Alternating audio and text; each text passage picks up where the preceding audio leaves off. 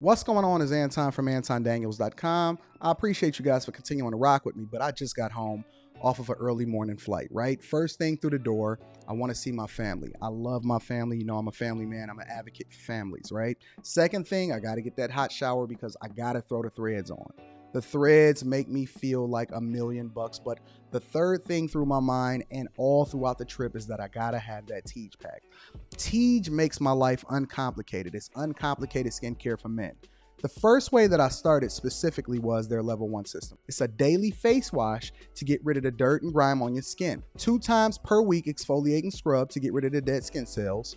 An AM moisturizer with SPF 20 because you should always be protecting your skin from the sun. And a PM moisturizer to help your skin stay hydrated and healthy throughout the night. Here's the thing. My favorite part about Tiege Hanley is that every box comes with an instruction card that tells you when to use each product, how much to use, and in what order. They really making the process of achieving and maintaining amazing skin for men uncomplicated. In addition to amazing skin, members of Tiege Hanley get tons of benefits, including at least 20% off the retail price, the ability to customize your box, exclusive monthly deals, you can pause and cancel at any time, and you get free shipping. And because Tiege Hanley is sponsoring today's video, they're offering my viewers an amazing deal, right? Just click the first link in the description and you get 30% off your first box, plus a free gift.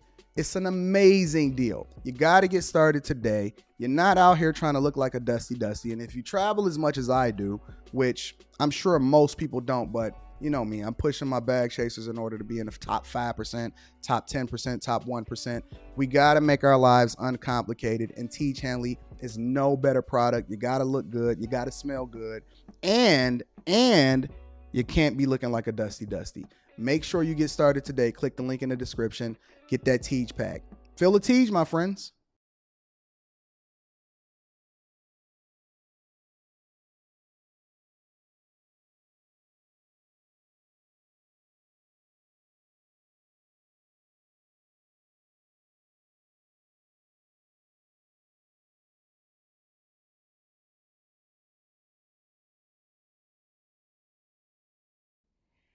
What's going on is Anton from AntonDaniels.com. I appreciate you guys for continuing to rock with me. Thank you for tuning in for another edition of the Millionaire Morning Show. I'm your host, Anton Daniels, and we're making some upgrades in the studio. It is Tuesday, March 26, 2024, year of our Lord. What up, friends and family? What's happening? How y'all feeling out here in these streets? Y'all feeling good? Yeah, man, we got to make some adjustments. We got some changes that's being implemented inside of the studio. Yesterday, I had an opportunity to really learn a lot, and I mean a lot. I learned a whole lot yesterday. Man, it was incredible, the amount of insight and information that you gain from just looking at and observing different people and what they're working on and what they're working through. We're going to switch the camera up shortly. Got some stuff that's being worked on and worked out. But what up, y'all? Y'all feeling good? Let me get one word in the chat of how y'all feeling today. I know Diddy not feeling good. I'm feeling good, but I'm sure that Diddy ain't feeling that great. I'm feeling good, but I'm sure that Diddy ain't feeling that great. What up? What up? What up? North Carolinian is in the building. Shaken, not stirred, shaken. Stoic, good morning. Excited. Bless up, Anton. How you doing? I'm feeling great. Sad about the Baltimore Bridge. Yeah, we're going to get into that. Blessed, excited, blessed. What up, 8 Mile 313? Diddy stuff is crazy. We're going to get there. Fantastic, thankful, focused, determined. Comp sci, exuberant, powerful, feeling all types of ways, motivated, great, blessed, Diddy. Great, committed, great, decent, great, fantastic, feeling motivated, all right, blessed, invincible, hard, no Diddy, dedicated, thankful, focused, rested, feeling determined, sexy, good, great, high Anton, happy to be alive, motivated, feeling good at all, as always, busy, numb, thankful, regular, Quentin? Encouraged, puzzled, open, blessed, love the channel. Thank you. I appreciate you that you love the channel. Energized. Pretty good. Gucci, says Tam Renee. Awesome. Michigan is really Michigan going broke. You sure about that? Well, it's funny because we're gonna talk about that today. I'm glad that you guys got a lot to say, a lot of thoughts. We're definitely gonna get into it. Before we get into it, I definitely want to acknowledge Mike That Dude. Shout out to Mike That Dude. Thank you for holding me down on Cash App. I appreciate you. I got a thought. Let me get the housekeeping out of the way. First and foremost, I want to give an acknowledgement over to Tiege Hanley, 30% off your first order or 30% off your order plus a free gift. Shout out to the Tiege. Shout out to the Tiege. Yes. Why you disappointed, Angel? Why you disappointed? Tell me. Why are you disappointed? Tell me.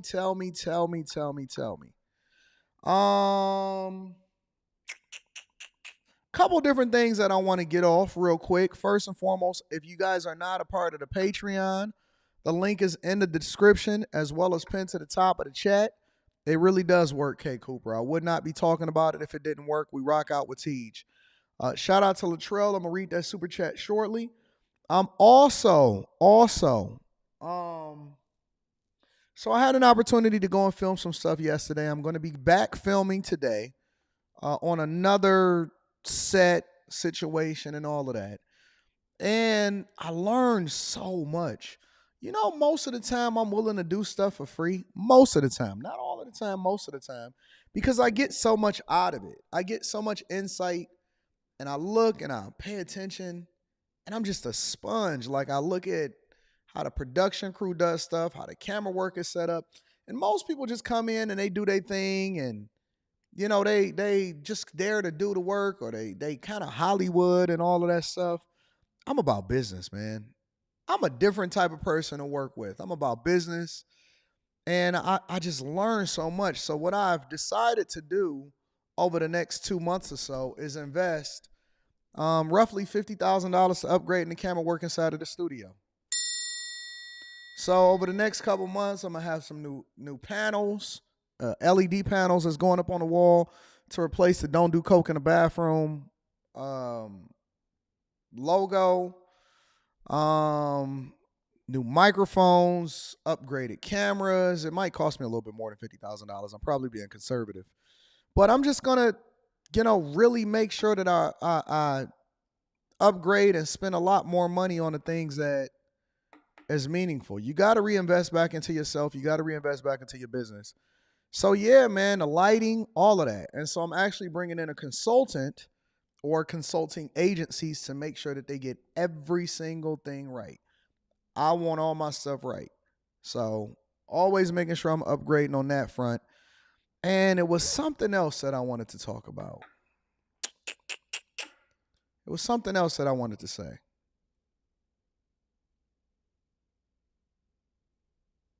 I don't know. It slipped my mind.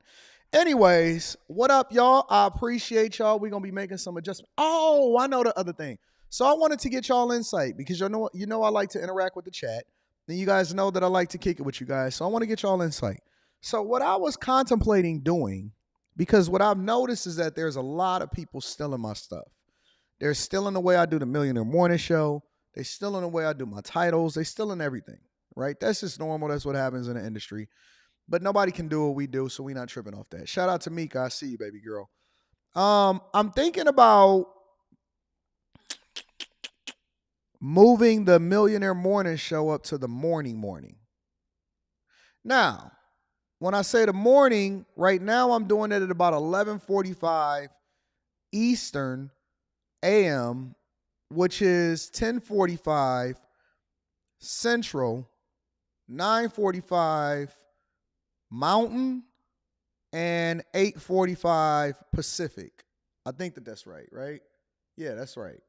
And then we always take in all of the different stuff, everybody that's all over the world, Canada, UK, Africa, all of that stuff. But I'm thinking about moving it up really early. How early would y'all want to see the show? And when y'all comment inside of the chat, think Eastern time zone, because I know y'all all over. Some people in Chicago. I vote yes. I'm an early bird as long as it doesn't mess with your workflow. 10:30 Eastern. No, I was thinking more like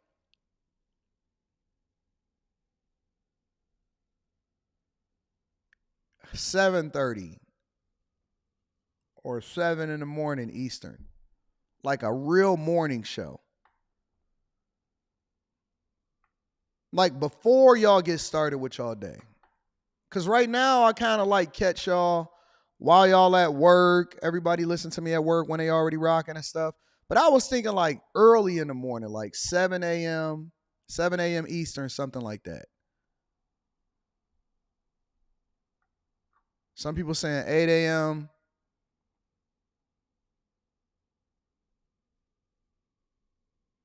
I was thinking 7 a.m. Eastern. Not that early. Nope. Bet 11:45 is fine. I wanna tinker with this. And let me tell you why I'm thinking about it like this, right? Let me tell you why I'm thinking about this. Is because okay, so if I do 7 a.m., that means I catch everybody on the West Coast super early before the stock market. Yep. And while people on their way to work, whatever. But one of the reasons why I'm also thinking about it is not necessarily just pushing it up, but I'm also thinking about doing it earlier because I can barely get on 9:30. Nah, see, that's wrong. A lot of people think that, oh, okay, Anton, a lot of times you start later because you can barely do it or whatever. No, it's because I be having early morning meetings and a lot of that bleeds over. But if I do it really early,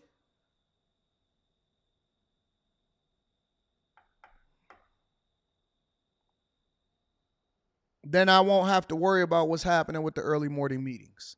So that's one reason. That's one reason. The second reason is I'm working on making this channel more than what it is.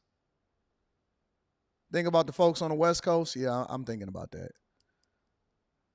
So I'm thinking about having like, I do the early morning slot and then maybe I bring in a second host to do 11:45.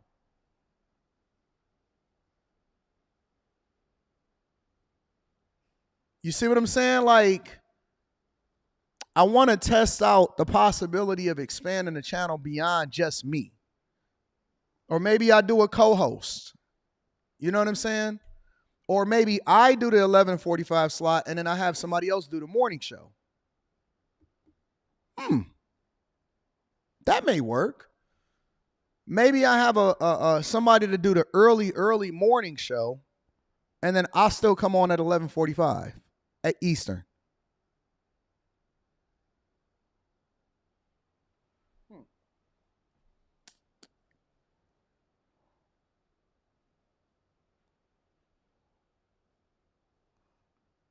What if let's just come on, y'all. Let's work this out. Let's work this out. Come on, y'all. Let's work this out. I still am on at the regular time, and then I have somebody else come on early morning to kind of talk, do something else. You know what I'm saying? No guest host. Y'all so spoiled. Jesus, good God. Y'all are so spoiled. Oh my God. I can't believe y'all acting like that. So y'all telling me that even if I did the same show, same thing at 11:45, that y'all wouldn't be open to the possibility of somebody doing another show earlier than me? It won't work without me? All right, whatever. Throw it away. Throw it away. Keep it the same. We cool. We cool. All right, listen, that's what y'all don't want. Y'all spoiled. Y'all want it the way that y'all didn't had it. And we gonna keep doing it that way. All right, cool. Y'all got it. Y'all got it. That's what, listen, I'm a user experience expert. One of the things that I like to do is get feedback from people.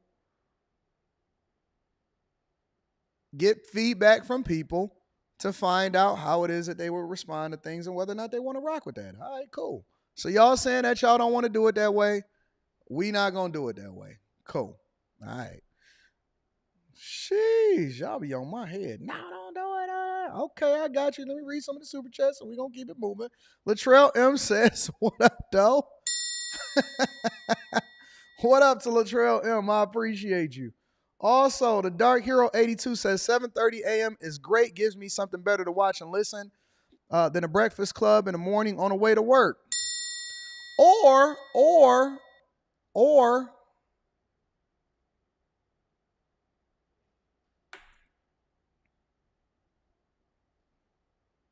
I don't know.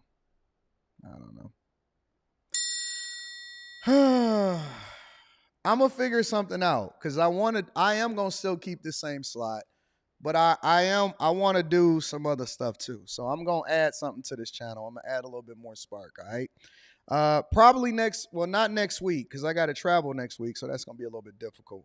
But in April, sometime in April, we gonna add some things to the show, not take away. Promise you, we won't take anything away. Mr. Law says, I'm definitely in favor of early. Some of us are already knee deep in BS by now. All right, okay. Y'all let me know what y'all thinking. I love to get y'all feedback. Make sure y'all let me know inside of the comments. Sly White says 6 a.m. Central or 7 a.m. Eastern will get us up, fed, and on our way.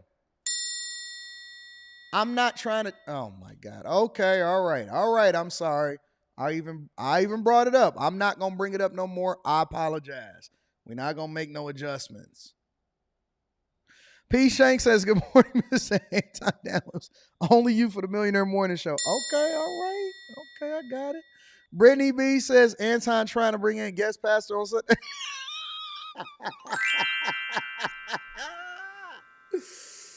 Oh, y'all so crazy. Y'all ignorant. I can't stand y'all. Miami-Dade County Clerk of the Court says, I'm rocking with you either way.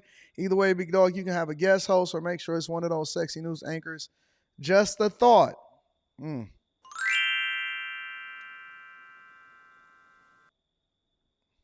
I want to add something in addition to it. So listen, y'all got to remember when we having this conversation, I'm not trying to take, thank you, my friend. I appreciate you. I'm going to read super chats throughout the show. I'm not trying to take away anything from the show. I'm still going to be doing my normal 2.5 hours, 3-hour show every single Monday through Friday. That is not going to change. What I'm saying is that the clips is going to be the same. The show is going to be the same. But then having something additional, even if I am the one to do it, having something additional. Maybe it's just a morning drive. Maybe it's a hour in the morning to make sure that I could keep you guys engaged. No? All right. Dead on Arrival. DOA. I got you. Mornings with Mika. No, Mika is going to be on after hours. Mika's going to be on after hours. So I think that y'all like her better over there. Shout out to my dog, Mr. Lott. I appreciate you. Let's go ahead and get into the show. Sheesh. Make sure y'all subscribe to the Patreon. Link is in the... I ain't transitioning out. Make sure y'all tap into the Patreon. Link is in the description as well as pinned to the top of the channel. Y'all ain't no joke. I love my people. All right. So, quick hits, part of the show where we basically break down what's happening out here in these streets and keep you guys up to date of what's happening out here across the country. First and foremost, man was shoved in front of a train in New York City. Take a look. Let's keep it rocking. Now to that other breaking news we're following tonight. A man is dead after being shoved in front of a subway train in East Harlem. Another man is in custody, accused of pushing the victim. And police tonight are saying this was an unprovoked attack. Eyewitness News reporter Anthony Carlo has the breaking details. Well, crime scene investigators are still on hand. This subway rider was pronounced dead at this station, one that so many people use to get from point A to point B. He lost his life because of it. EMS workers rushed into the 125th Street station. Strategic response officers steered clueless strap hangers away from a tragedy, one that could sadly happen to any unsuspecting subway rider. I gotta be careful. Anybody could get pushed, and somebody got pushed tonight. But I take this line, and it's just tragic because, you know, that's somebody's life. Not a basket stretcher nor any emergency medical tool could do anything to save the life of the man in his 40s who police say was shoved onto the train tracks in an unprovoked attack. You know, you want to be able to trust your fellow citizens, but it's tough. Brandon Daniel uses this station all the time. The flashing police lights, waiting ambulances, and pieces of police tape blocking the platform to the 4, 5, and 6 lines all got his attention. How do you stop like one person from making like an act, right? Like that's really difficult, like in a huge transit system like this. The NYPD has certainly been trying by surging officers into the system to make New Yorkers feel safe. But when it comes to this heavily trafficked station at 125th Street in Lexington, Mela says there's a glaring need. They should enhance more like those drug programs, rehabilitation, stuff like that. Mental health awareness really needs to be more emphasized. When a life was taken tonight, just before 7 o'clock, all seemed to come to a halt, except for the police, who jumped into action and took into custody the suspect, a 45-year-old man accused of pushing that subway rider into an incoming northbound 4 train. Other riders tonight feel the pain. Just sounds like a tragedy, and I'm really sorry for the person. What the heck is going on over in New York? That's what I'm trying to understand. What is happening over in New York? How did the subway system in New York become so evil? That is something that you see in a movie. You know what I'm saying? You like, that's a plot. Ain't no mental health, ain't none of that junk that you're going to do that's going to be able to change that. It take one person out of 8.5 million people that catch the subway or is in New York City every single day to go down there and be able to push somebody onto an oncoming train on a subway. That's crazy. That is crazy. I don't know how New York descended so far into chaos, destruction, and evil, but good God, you can't even catch public transportation without people throwing you on the subway no more? They pushing you on the subway. Also in New York, a New York police officer was shot and killed for a random stop today. And the entire police force is mourning, and this happens more often than you think. Ladies and gentlemen, check it out. First tonight, more breaking news, this time in Queens. A New York City cop shot and killed during a traffic stop in Far Rockaway. A visibly shaken Mayor Adams delivering the news. We lost one of our sons today. Other cops returning fire tonight, hitting one of the suspects. We have 2 reports. Lucy Yang on the scene with what eyewitnesses saw and heard, and Jim Dolan at Jamaica Hospital, where so many of that officer's brothers and sisters in blue are still gathered tonight. Jim? Sandra, this should have been just a routine traffic stop. A car illegally parked in a bus stop in Far Rockaway. But as officers approached that car, one of the passengers in it pulled a gun and shot one of the officers just below his protective vest. Jonathan Diller was a father and a husband, and he was a cop who protected this city until his final breath. Jonathan Diller was a cop for just 3 years, protecting the city he loved and standing tonight in the breach. It is the good guys against the bad guys. And these bad guys are violent. They carry guns. And the symbol of our public safety, which is that police uniform, they have a total disregard for. Police officers from the NYPD's community response team embraced tonight. Grim, mournful support after losing one of their own. Shattered glass on the streets of Far Rockaway, where an officer and his partner were stopping a car there tonight when the passenger in the front seat pulled a gun. He was asked to leave the car. He was given a lawful order numerous times to step out of the car. He refused. And when the officer took him out of the car, instead of stepping out of the car, he shot our officer. The officer's partner returned fire, hitting the gunman, but they still scuffled as the gunman dropped his weapon. The gun hit the ground, and as the perpetrator was still reaching for it, this cop was able to grab it, although he was still shot. We should not be here right now. We should never be here praying for the life of an NYPD officer. But we are, and this is why. Jonathan Diller leaves behind a wife and a child, and both his parents, and a city that mourns with them tonight.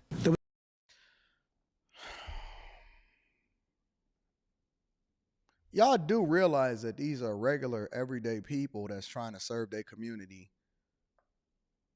And that every single day that these people go out and about to be able to do their job, they have no idea whether or not they're going to return home every day. And we have a complete disregard as a society for human life. He had a wife and kids. And somebody just completely 100% unprovoked. No, this is not somebody putting a knee on somebody's neck. No, this is not somebody that is racially profiling. This is a regular, everyday person that was on the police force for 3 years. 3 years. Went to work, did a regular traffic stop,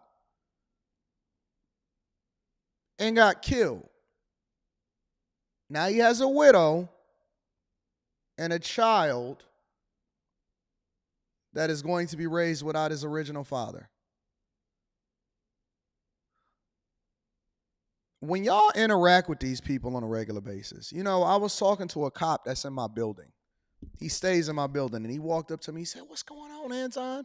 And we shook hands, and he was like, "Oh, man, I didn't even realize that I was going to run into you. I knew you lived here, but I didn't know I was going to run into you." And he was working on his laptop as I was waiting on my car to get pulled up before I came into the office yesterday. And we talked and we chatted, and he was really, really cool. And I just told him, I said, "Man, I appreciate you, bro. I genuinely appreciate you," because, you know, he had his regular firearm, and he just had his, you know, Detroit Police Department t-shirt on. He was getting ready to go to work, and, you know, I was talking to him, and he was a younger guy. And, you know, these are the people. These are regular, everyday people. They put on their pants one leg at a time. They got families. They got children. They got dreams, aspirations. They want to be better people.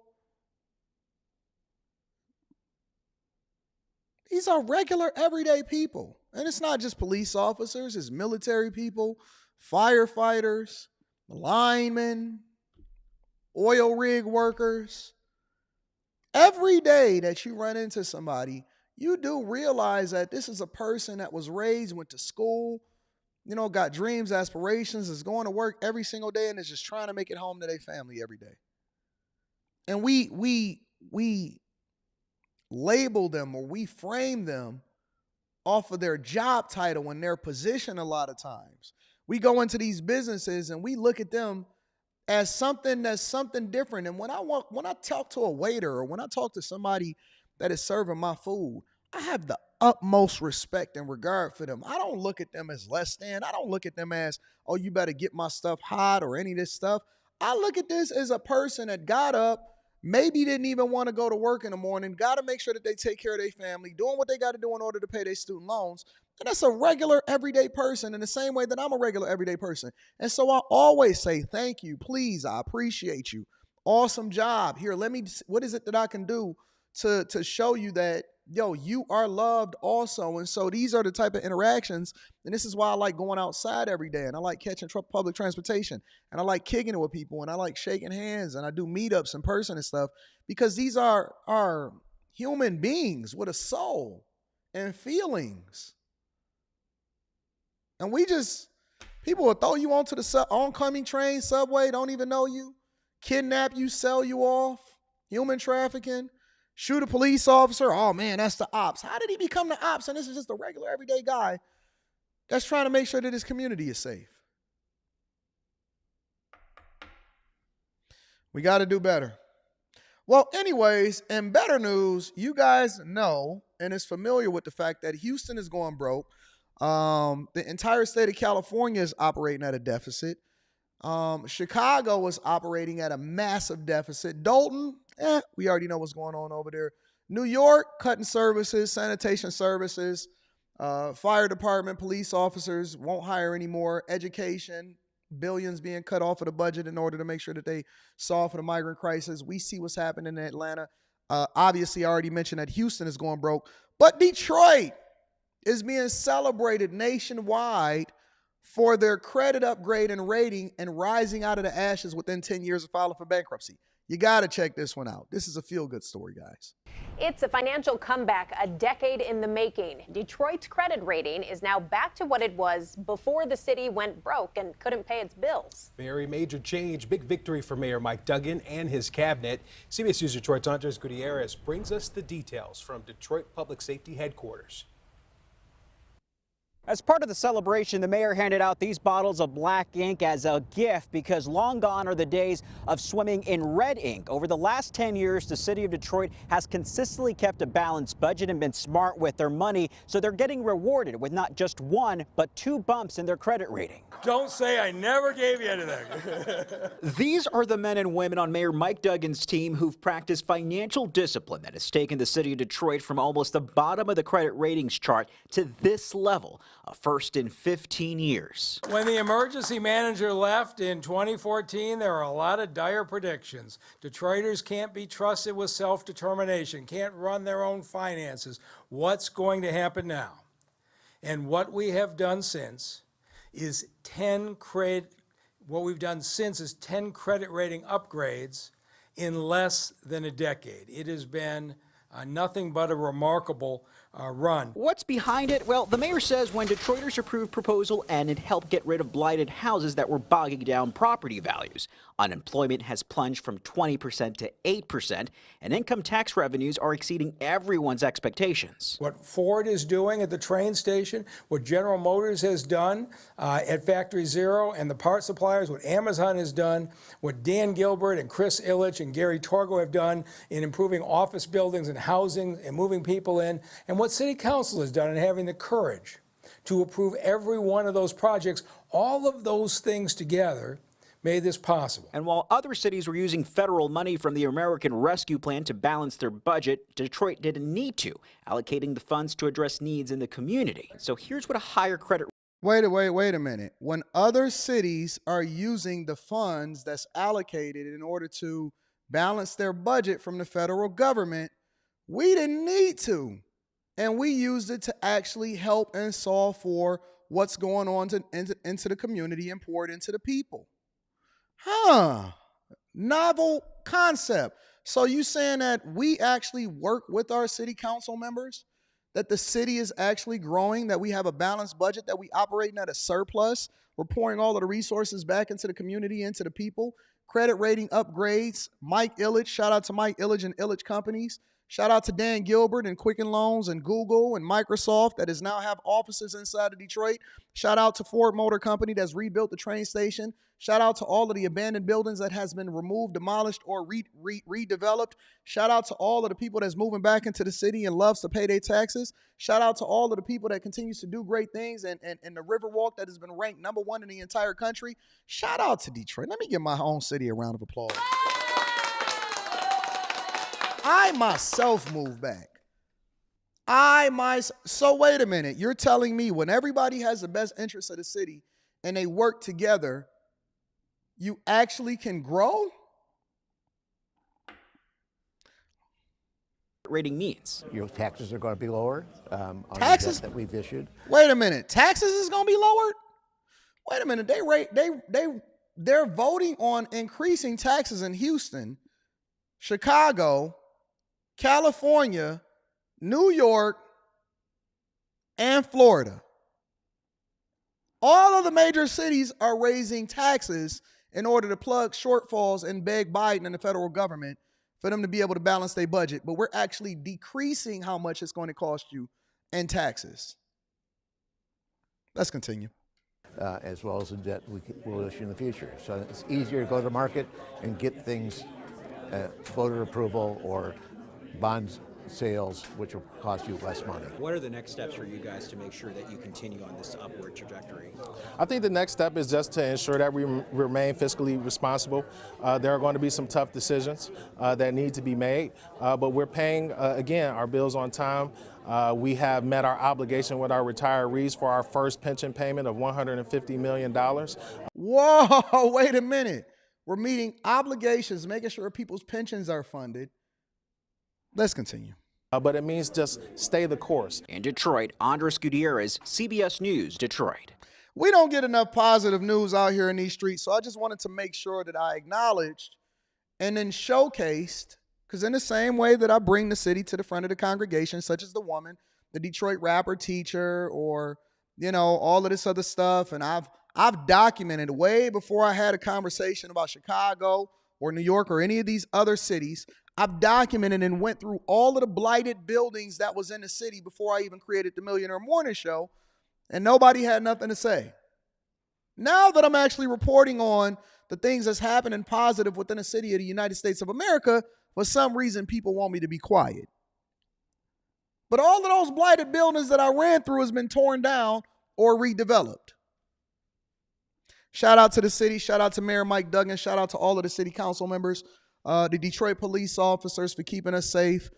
Shout out to everybody, all of the business leaders, all of the regional cooperation for working together in order to continue to grow the city. I myself moved back. I moved back into the city. Shout out to the city. So, ladies and gentlemen, that is your quick hits. All right. Let me read some of the super chats and then we're going to get it popping. Tia Marie, shout out to Tia Marie. Tia Marie says 6 a.m. or 7 a.m. with you hosting. Okay, I'm with that. We was listening to PBD podcast earlier and thought it would be dope if you were streaming instead. Okay, all right. See, I like that feedback. All right, Tia. Well, then we might have to do the thing, huh? Optimus Prime says, Anton, no passing the matrix of leadership. No, I'm going to be here. I'm not going anywhere. I'm going to be doing this show forever. J-Dub says, we will make the adjust no matter what you do, bro. Also, that cargo ship lost power twice before hitting that bridge. I'm going to get into that. We going into the cargo ship very, very much next. And then we going to get into Diddy right after that. Q-Dash Chaya says, fun fact, 125th Street in Lexington, the subway line in the surrounding area is the New York version of Kensington before Kensington came to be. Okay, all right. Quentin in the building says, my dad was a cop for 35 years, got shot when I was 10. Sheesh. Quentin, you never told me that. First time learning about that. Shout out to Ray Sean. Ray Sean says, shout out to Detroit for staying down for 10 years so they can come up. Listen, when I talk about what is about to happen to these other cities, I seen it. I lived through it. I see what is happening to these other cities. I see what's happening to New York. New York is probably going to be fine. Y'all just going to pay way more in taxes. I see what's happening in Houston. I see what's happening in Chicago. I'm telling you, these civil rights leaders, teachers, politicians, and identity politic people, they're not the people that you need. You need business people. You need regional cooperation. You need people that know how to understand budgets. You need people that know how to, recruit businesses and work with business leaders. It's a whole nother ball game when you get into this arena. So I'm telling you, I'm watching it. And that's why they're raising y'all taxes and they lowering ours. Lyric the Gamer says a lot of these politicians need to learn from the city. Man, they don't want to learn. They don't want to learn, Lyric. They don't want to learn. Eric Daniels in the building says, more morning shows, more bags, I can dig it. Oh, so Eric understand. He get it. Chris James says, yeah, I already been peeping Detroit, a federal capitalist. We running up the bag over here. The goal is not to increase taxes. It's to decrease taxes. That should be the goal. So again, shout out to regional leadership and local leadership and participating. We absolutely appreciate you guys for doing the thing over here in Detroit. All right, let's get into the show. Baltimore Bridge Collapse. I got this news this morning, and I was like, whoa. Let me bring y'all up to speed of what's happening over in Baltimore. This morning, a stunning bridge collapse at the Port of Baltimore. The entire Key Bridge is in the harbor. The Francis Scott Key Bridge plunging into the water overnight after it was hit by a cargo container ship. I wanted to know what the bang was. Ship hit the Key Bridge, sinking. The bridge is gone. Holy hell. Video shows smoke coming from the ship before it hit the bridge. The bridge is normally a major artery spanning the Patapsco River, and though the collapse happened in the early morning hours, 1:30 a.m., video shows cars crossing moments before the ship hits. The traffic then paused, but vehicles were still on the bridge as it then crumbled into the water. Fire department and Coast Guard teams rushed to the scene, rescuers searching the water overnight. Still very much in an active search and rescue posture. Our sonar has detected the presence of vehicles submerged in the water. The ship is an almost 950-foot container vessel called Dolly, headed from Baltimore to Sri Lanka. The Synergy Marine Corporation saying it collided with the bridge pillar, and all of its crew members, including the 2 pilots, have been accounted for. The ship reportedly lost power while in the water. This morning, with the sun rising, search teams continue looking for any survivors in the water as the Baltimore area reels from a major collapse. Tom, we know that there were vehicles in the water, as that official pointed out. The weather is very cold, so if there are survivors who are still in the water, how long can they safely remain in those cold temps? Yeah, 40, 45 degrees in the water, 32 degrees outside right now where we are. We checked with the University of Minnesota Duluth, and they're saying at about 7 minutes, if you're in the water, you start to have exhaustion. And then you may have, if you're lucky, if you've got a flotation device, if you've got the right gear, you might be able to survive for an hour. So we are. Can you imagine driving across that bridge at the time that you see a ship collide with the bridge itself, and then you just plunge into the water? You first got to get out of the truck or get out of the car that you was driving, and then you got to try to swim and survive. Assuming that you have some kind of flotation device, you may survive for about an hour. Wow, it's crazy.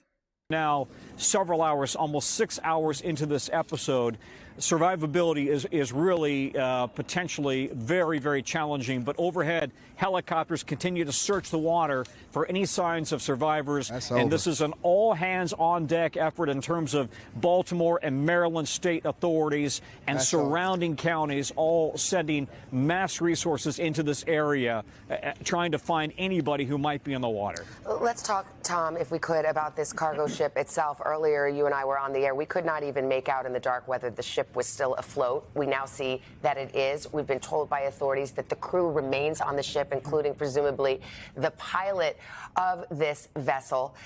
What is the investigation going to look like now? As I understand it, by law, you have to, if you're traveling these very complex waters in and around the Baltimore Harbor and the Chesapeake Bay, you have to have a local marine pilot on because it is so complex. Yeah. If we can even roll the video, Tom. In the moments before it hits this structure, this key part of the pylon of the bridge's structure, the ship looks dark. It looks like it's lost power. Yeah, it looked like it lost power. Yes, and there was one report that it had, in fact, lost power. The fire department chief is saying that they will not put people on board that ship until they do a full damage assessment to determine how safe it is. And then they've got to evacuate the crew and determine how seaworthy the vessel is. However, at the moment, it seems to be fine. The NTSB will actually be running the investigation into how this happened. But I must say, the locals here are stunned that this ship would, first of all, crash into one of these pylons. Again, we don't know if they had control of the ship. And secondly, stunned that this bridge would be so vulnerable to collapse with the ship hitting a pylon. Just a whole series of questions that you can imagine the entire city is asking. I would make the point we are right up against, very close to I-95, that critical north-south corridor on the East Coast. I-95 is open. 695, however, is closed. And so if you are planning to come up and down the East Coast, be aware that the area around Baltimore is going to be really, really trying and problematic just in terms of traffic. And the port of Baltimore itself, one of the busiest in the country, is going to be reeling from this and trying to determine how safe it is to move ship traffic in and out. Live pictures out of Baltimore as the sun's coming up, Tom. The Francis Scott Key Bridge perhaps totally collapsed this morning, a mile-and-a-half thoroughfare right around Baltimore City. Hey, that's crazy. Let me go over into a different report really quickly to give you guys the most recent update on whether or not they found any survivors. Good morning. The Coast Guard is still actively searching at this time. We are using response boat crews from 2 of our local Coast Guard stations, one of our helo crews from an air station in Atlantic City, and also one of our cutter crews on one of our 87-foot patrol boats. We will continue to work with our local, state, and federal partners during this tragedy. Thank you.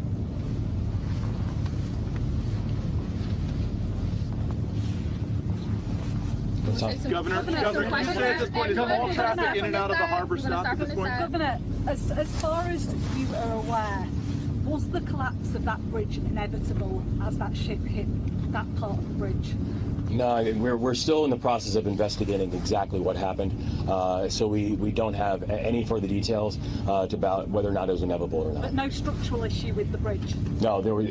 In fact, the bridge was actually fully up to code, so we have no further information about what happened during that time. Governor, is all shipping? One of the reasons they got to be careful with how they answer this question is because obviously I believe that it's going to be a lot of lawsuits that come out of this whole situation.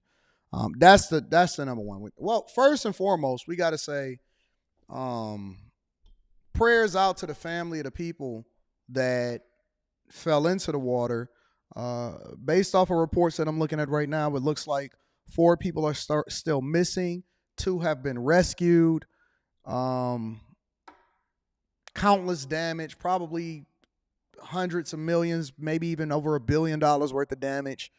With the bridge itself, we don't know exactly what happened. You're not going to know exactly what happened throughout this process, and they're going to be very careful with what information that they share because we know, you know that I know that we know that there's going to be a lot of lawsuits, and I hope whoever these insurance companies are that, and I can't imagine that the lawsuits will be as a result of the city, right? Because one of the things that he just said was that it's recently been reported that the bridge itself had inspections and it's been up to code.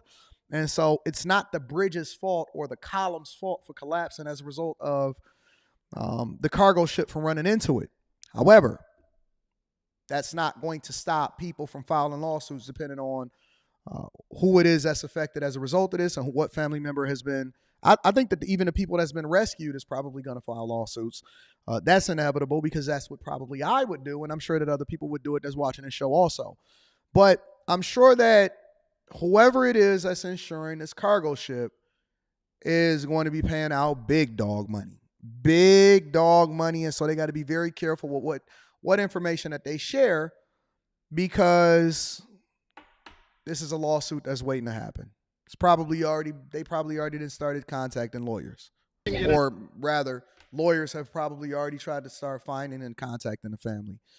Ambulance chasers, I like to call them. Out of the port now, stopped completely, and do you have any estimate very early on as to how long it will be before shipping can resume to the port of Baltimore? Yeah, we don't have any estimates on timeline because right now our exclusive focus is on saving lives. Our exclusive focus. Shout is on out to Aunt Mean from Royal Oak Mission. Governor, could you give us a better sense for the number? Because we'd heard, I know Mr. Wiedefeld said 1 had been rescued, but earlier from Baltimore we heard that 2 have been rescued. Can you tell us the total numbers we're talking about that maybe that you're searching for, and how many have been rescued? Well, there are 8 individuals. 6 are being searched for right now. Oh, okay. So it was 8. So 6 people have not been found yet. 2 people, you said it's not up to code. Maryland branches are not up to code. I wonder why he would say that. Maybe protecting the city and protecting the bag. And I'm sure that he's probably been briefed prior to actually jumping on TV. He's saying that 8 people, 6 of them is still being searched for. 2 apparently has been rescued. Let's see what else he has to say. 1 is was taken to the hospital, and 1 is not in the hospital that we're speaking to. So 6. Oh, heck no. Listen, let me tell you something. You're not going to rescue me, and I'm going to be in good condition. Nope.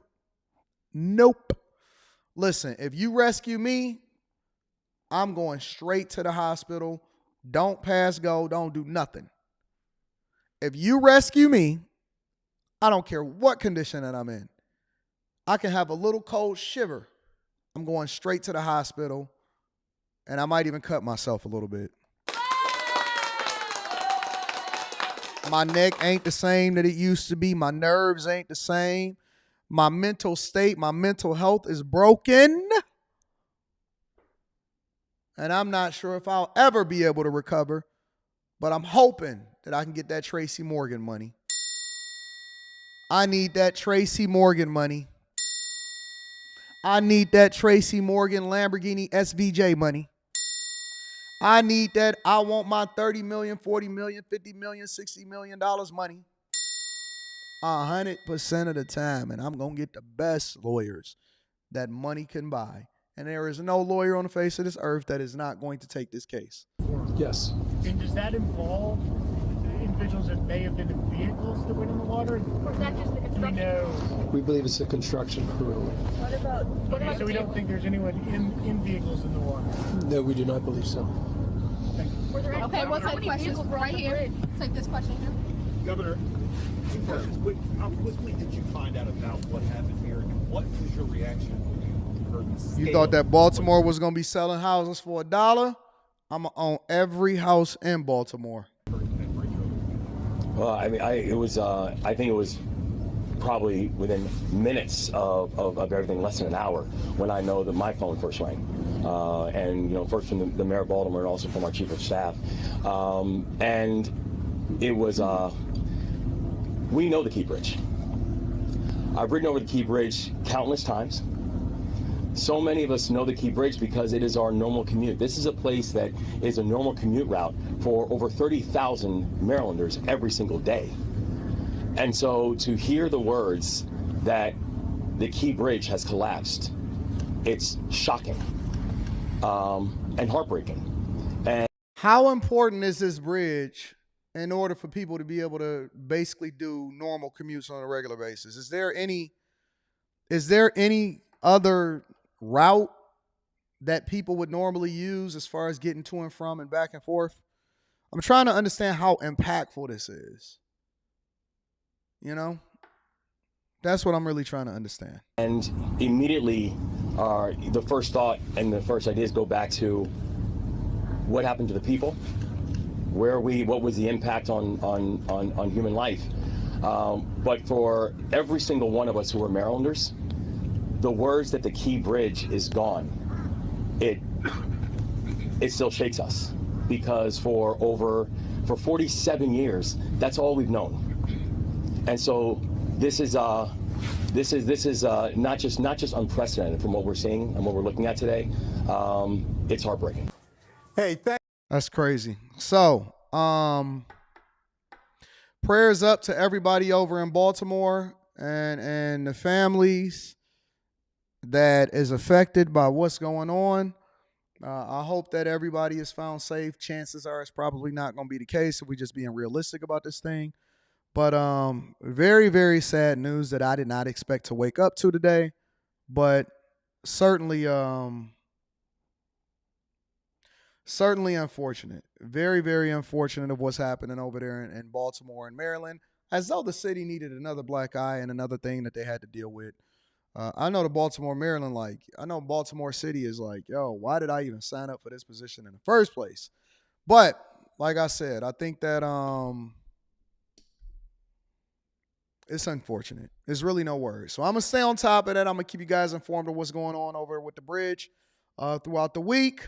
Amir Taylor says, AD, I was at work and I heard something loud. Then I had a truck driver tell me about it when I checked them in.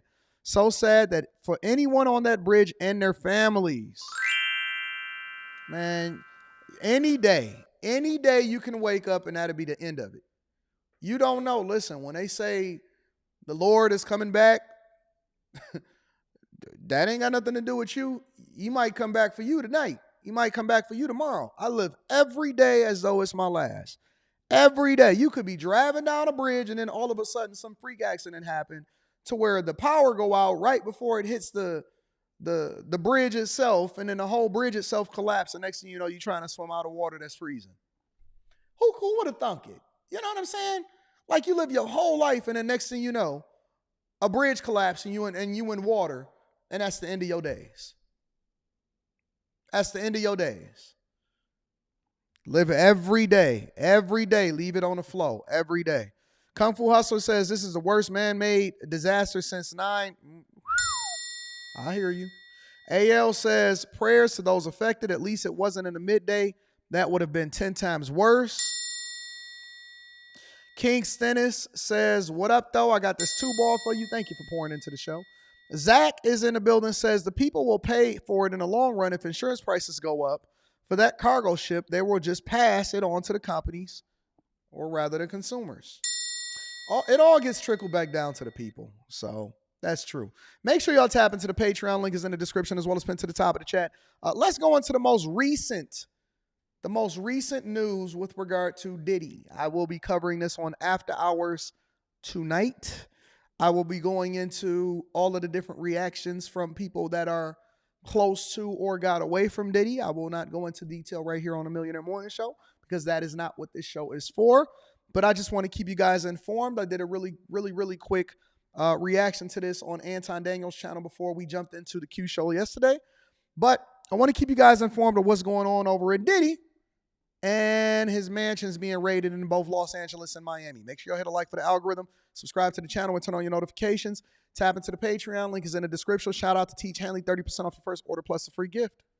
Overnight, heavily armed federal authorities staging coordinated coast-to-coast raids at properties belonging to music mogul Sean Diddy Combs. Homeland Security investigations team seen descending on his multi-million-dollar home in Los Angeles, going room to room and hauling away boxes. Across the country, more investigators swarmed the rapper's property in a wealthy section of Miami, appearing to carry out a laptop. Multiple sources tell NBC News Combs was in Miami during the searches and had several phones seized before he was scheduled to leave for a trip to the Bahamas. The speed at which it appears these raids were conducted suggests that agents were concerned that they needed to secure evidence quickly and prevent anyone from destroying evidence before they got there. The raid. So, first, we want to be very clear. Very clear, because it's a lot of rumors, and this is one of the reasons why I like to wait till the facts come out and let everything settle before we start to get into the conversation. So first and foremost, he was in Miami. Let's say that again. When these raids happen in Los Angeles and Miami, he was in Miami. And he was on his way or planning for a vacation, according to what the news is saying. Now, listen, I can't make it up. I can't do anything different than what it is that's being reported. What he's basically, he was on his way to a vacation in the Bahamas. He was in Miami when this happened. So for everybody that likes to, because we all play a game of telephone, especially on social media. And it's so easy for rumors to just get started and for people to just start passing out a whole bunch of false information. What really happened was he was in Miami when the raid happened. He was not arrested, okay? A lot of people say that he was arrested. He was not arrested. They took whatever electronic devices that they can get in order to be able to source more information for what it is that he's being investigated for, or what these warrants for these raids, what it was required for, okay? He was not arrested.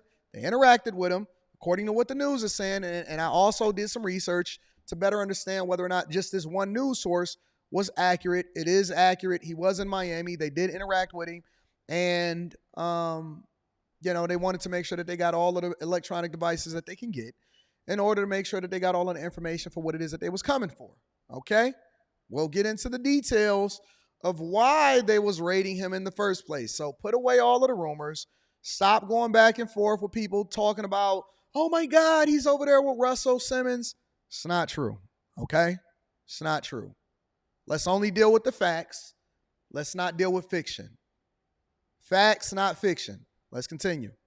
Which lasted into the night, carried out on search warrants out of New York, connected to an investigation into allegations of sex trafficking, according to a source familiar with the matter. The source also telling NBC News multiple witnesses have been interviewed by prosecutors and investigators in relation to Combs. who is facing an onslaught of civil lawsuits alleging sexual assault, sex trafficking, and the illegal distribution of guns and drugs. Among his accusers, Rodney Little Rod Jones, a music producer who originally filed a lawsuit against Combs in February.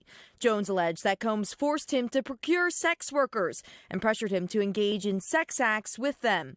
Now, Jones has amended that civil suit after the raid, adding Oscar-winning actor Cuba Gooding Jr. as a defendant, alleging that Gooding groped Jones while on Combs' yacht. Representatives for Gooding did not immediately respond to requests for comment. Another prominent accuser, former longtime partner and R&B singer Cassie. Cassie, for holding me down in the dark times. Love.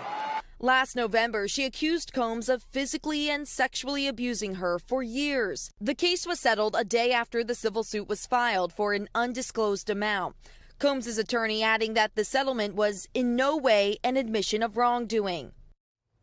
And since Cassie's suit, as we've covered, several others have come forward leveling similar accusations. Combs has vehemently denied all of those. We have reached out to him for comment, but have not heard back. So let me spin the block real quick, and then we're going to go into a more detailed breakdown of exactly what is happening and why Diddy is being raided in the first place.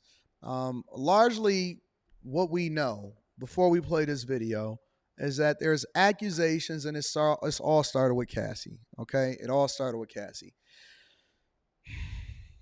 Let me say this, and I always like to preface when I'm reacting to Diddy by saying that I don't care one way or another about Diddy. Never done business. He hasn't gone after anybody that I know personally. I've never heard any personal stories, and nor have I ever been invited to a party, okay? Couple different things that I want to say here. I think what we do today, because we have social media, is that it's easy to convict somebody based off of public opinion instead of actually looking at the facts. It's no different. I see men doing this, and this disgusts me. It's no different than what women have been doing to men for a long period of time, or what we complained about women that came back after a much longer period of time in order to accuse Bill Cosby after he put them through college and all of this stuff, right? I don't support publicly hanging somebody by perception or social media talking points and false narratives, but instead, I want to get the facts. I don't care whether or not he was doing freak offs. Means nothing to me. It's nasty, but I don't care, right? What we have to stop doing is having courts of public opinion. We got to deal with the facts. We have to deal with the facts.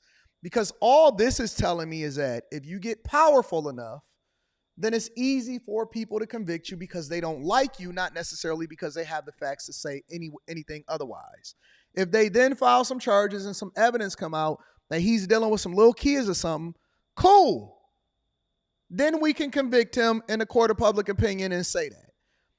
But if we just having this conversation based off of the fact that Cassie filed a lawsuit in order to get some money and then killed the lawsuit because she settled in order to get some money, and then say, oh man, this is a bad guy because people don't like the contracts that they signed with him, then that's a completely different conversation.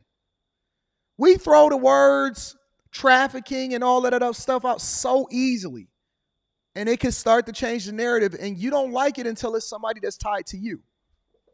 You don't like it until it's somebody that's tied to you. And none of us like that Me Too movement. None of us like that, any of that bull crap. And so we have to wait until the evidence, because we live in America. And it's supposed to be innocent until proven guilty. And you have to be proven guilty in a court of law. So far, the only things that's been happening as far as anything court related is that people are filing lawsuits for money. Money. This last guy, whoever this guy is, I don't take him serious. He's a grown man. Talking about Cuba Gooding Jr. felt on his booty. So we supposed to pay him because Cuba Gooding Jr. felt on his booty? On his booty. Man, I don't want to hear that nonsense. I don't believe Cassie. I don't believe him. I don't believe any of these people. I don't believe any of them. So unless the evidence shows otherwise, I'm reacting to this just based off of optics, and I want to see what the facts are. Let me see what this next clip says. Today, Fox 11 was the first. They don't raid unless something they not the police. How do you know? Do you know somebody from Homeland Security? And what have they told you? What have they told you? How do you know what's on the tapes? Like, people just be saying anything. They don't raid you unless you're guilty. Yes, they do. When they raid you, they're looking for evidence. They're securing. Jesus Christ. Y'all just say anything, man. Y'all say some wild stuff. Wild stuff. Have y'all seen the tapes? Y'all seen the videos? Did they play it in court?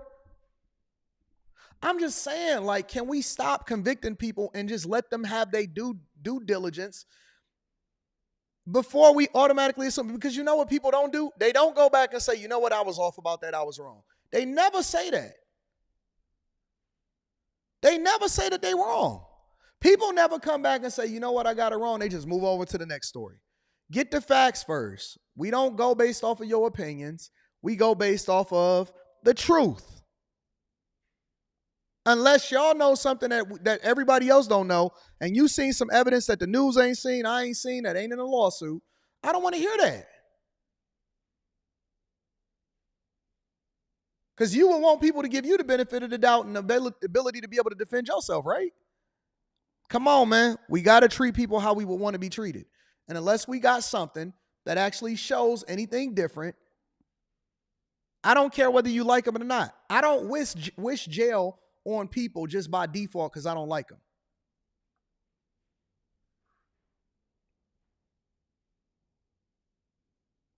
Report about a raid at the home of Sean Diddy Combs. Tonight, we're digging a little deeper into the legal issues already facing the music mogul. They include multiple lawsuits involving allegations of sex workers, hidden cameras, and compromising recordings of celebrities and politicians. Now, all this was prior to today's federal raid. Fox 11's Gina Silva digging into that tonight. She's got the latest on those lawsuits. Gina. Alex, Christine, this right here, it is the lawsuit. It is 75 pages of just shocking allegations. Many legal experts say the accusations are very similar to those of Jeffrey Epstein's case. If you have read this complaint and seen the nature of these allegations, the raids aren't that surprising. It's a 75-page complaint with explosive allegations of sexual assault, sex trafficking, and drugging of underage girls. The lawsuit was filed by music producer Rodney Little Rod Jones on February 26th. Hold on, wait, look at this, Sean. It names...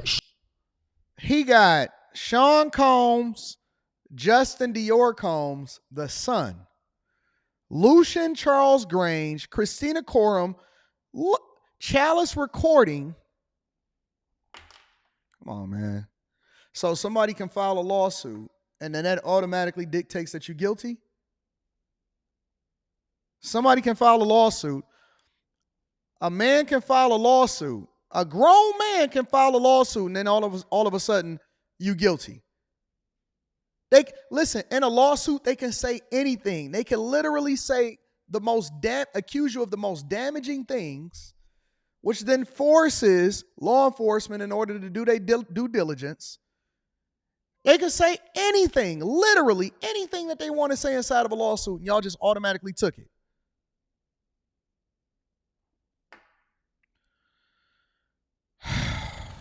Jesus Christ. Sean Combs, a.k.a. Diddy, his son Justin Dior, and several others. And it also includes photographs of bloody crime scenes, sex workers, and drugs allegedly administered at, quote, freak-off parties. It's clear that the allegations, again, in this complaint, many of them rise to the level of criminal conduct where you would expect to see some kind of criminal investigation taking place. Civil rights attorney Ariva Martin is not connected to this case. She is serving as a legal analyst. If even a handful, not the entire complaint of allegations, but even if a handful of these allegations are true, they mean trouble for Sean Combs. Jones lived and traveled with Diddy for 13 months. The complaint states Mr. Jones was sexually harassed and assaulted by Mr. Combs. It also states Mr. Combs required Mr. Jones to solicit sex workers. The complaint goes on to claim Diddy has hidden cameras in every room of his homes and that there are recordings of celebrities, music label executives, politicians, and athletes in compromising positions. The number of celebrities who come up in this lawsuit who, according to this plaintiff, were involved in or have information about some of this really salacious and allegedly criminal conduct on the part of Sean Combs. The lawsuit refers to Diddy's chief of staff as Ghislaine Maxwell, who was found guilty of recruiting underage girls for Jeffrey Epstein. Jesus Christ. Let me tell you something. If you come into my studio, I have cameras everywhere. If you come into my crib, not in the bathroom, but if you come into my crib in the general area, it is going to be cameras everywhere. Just is what it is. Listen, man. They making this out to be more salacious than what it really is because this is a headline and it's a story. And I get it. I get it. Make sure y'all get the likes up. My people is texting me and they saying, listen, bro, make sure you get the likes up. The likes is too low. And we need to make sure that we address the like situation here. It's 3,000, more than 3,000 people here watching on multiple different platforms and the likes is a little low. But let's continue.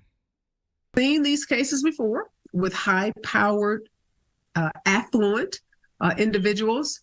But again, at this point, these are allegations, and perhaps we will see this matter move from civil to criminal. Earlier this year, Diddy's former longtime romantic partner, Cassie Ventura, accused him of rape, sex trafficking, and physical abuse. After Diddy settled that case, other women filed similar lawsuits. Diddy posted his Enough is Enough statement on Instagram, where he strongly denied all the allegations against him. Again, just really serious allegations that clearly rise to the level of criminal conduct, if true. So here's my thoughts on this. This is my thoughts on this, and we're going to continue to get on with the show. All right. My thoughts on this is this. Number one, be careful with who it is that you keep company with. Every single person want to be in the in crowd. Y'all don't know these people's personal history. You don't know who they tied in with. And again, this does not mean that he's guilty. It doesn't mean that he's innocent. It means that it goes back to the original thing that I say on a regular basis. Character is more meaningful. Character is more meaningful than just getting a bag with somebody. Character is more meaningful than getting a bag with somebody. Most people do not do due diligence, and they so desperate to be in the in crowd that they will never vet for whether or not they should be hanging with a person in the first place based off of what the potential is for them to get involved in something that they're not supposed to be involved in the first place. That's number one. Because now everybody gonna run for the hills. Everybody that was cool with Diddy, they ain't gonna have nothing to do with Diddy anymore. Now they not his friend no more. That's number one. Number two, what I also take from this is sometimes you can get too famous.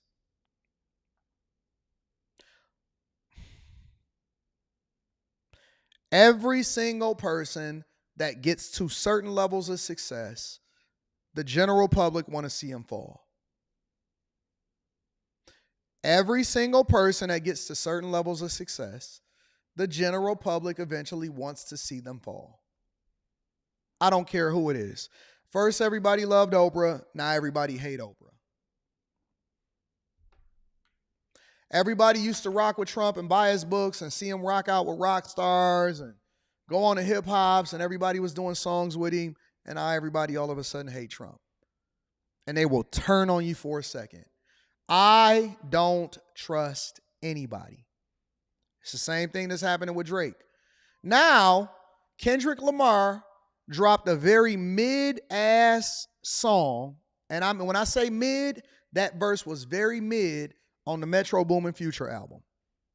And people can't wait to jump. He didn't say, I don't care about the big three.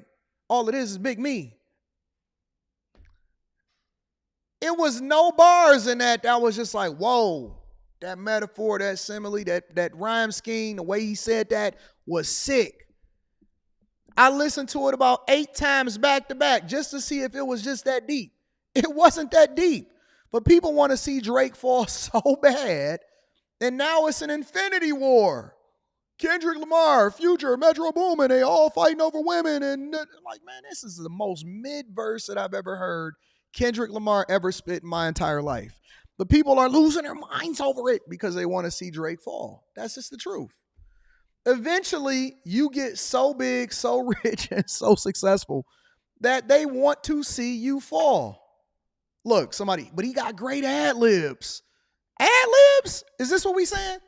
He got great ad-libs. That was the most mid-verse that I ever heard in my entire life. And people was acting like it was just so mind-blowing. Oh my God. Stop, bro. Stop. Stop it. Okay? Just stop. Just stop.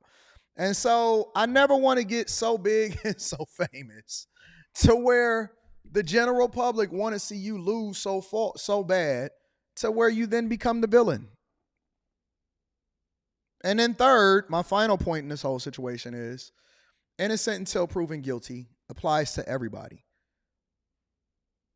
Innocent until proven guilty applies to everybody. It applies to women. It applies to men. It applies to young, old, rich, not rich, whatever. Until the evidence shows otherwise. Until they are convicted. Until charges is filed. I am not bandwagon jumping on this with y'all. And I'm not rocking out. I'm not. I don't care if I like you. I don't care if I don't like you. I've been consistent in saying that I would never wish unjust jail or death on anybody, regardless if you're my enemy or if you somebody I rock with. I will never wish that on you, ever. Innocent until proven guilty. Is he nasty? Yes. Freak offs? Yes. Gay? Absolutely. Turned out? 100%. Great businessman? That could be debated. But I'm not going to sit here and say that somebody deserves to go to jail based off of an accusation from a man that just was working with him. Because if he was making more money, he wouldn't even have made the accusation in the first place. Stop it, bro. Stop. Anyways, let me continue on with the show. I'm going to read some of these super chats and then we're going to continue. Shout out to J-Dubs. J-Dubs says, it's going to kill traffic on I-95, 895, 695, and other roads. This has a huge impact on goods, commodities, and cars to dealers to the port. Amazon has 3 facilities near the bridge. So it really does mess up the money. That means that it's another opportunity for somebody else to make a lot of money. Okay. Terry Shabazz says Dems are going to make Governor West more the next Obama. Yeah, right. You talking about the one? Oh, governor. Huh. Interesting. We don't need no more Obamas, that's for sure. Christian Hutchinson says, how is something sex trafficking when someone is legally able to consent to travel and engage in activities that I traffic my wife on our honeymoon? That the word is thrown out so recklessly that it just applies to everything. Cassie is the only true. I don't believe Cassie. You mean money grab Cassie? I'm going broke with my husband, and so we need to go ahead and finesse Diddy out of some bags, Cassie?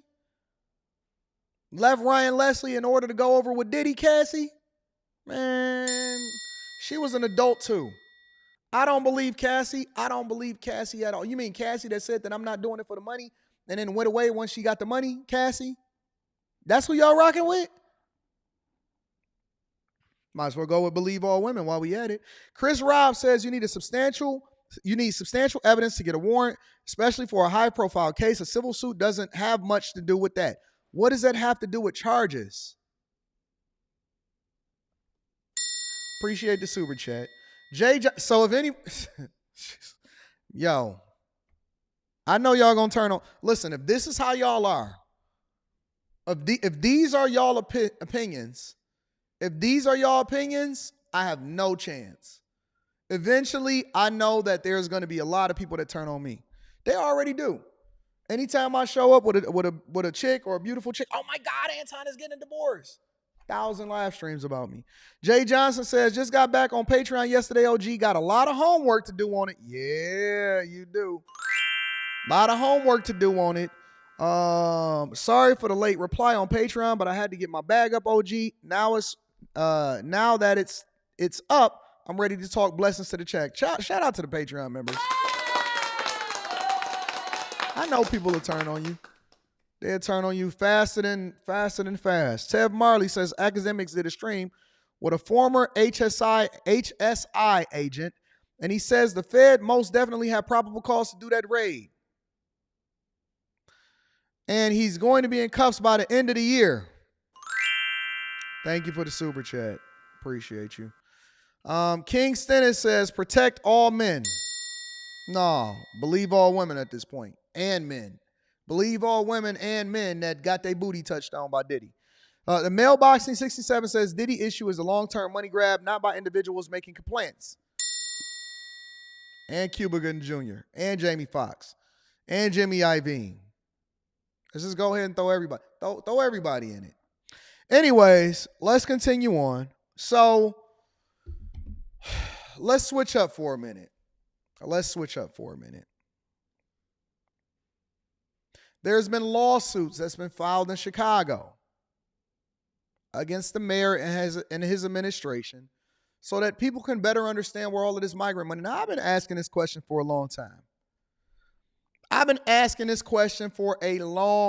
And what is the question that I've been asking? Where is all the money going? Where's the money going? Because listen, they keep saying that they giving over $1 million a day, $30 million a month, operating at a deficit of like $400 million in a year.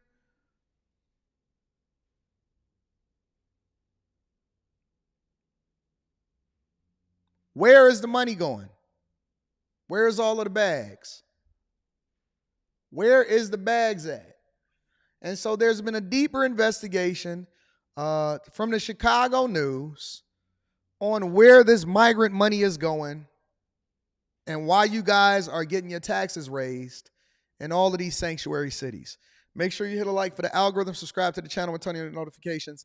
I'll be reading super chats throughout the show.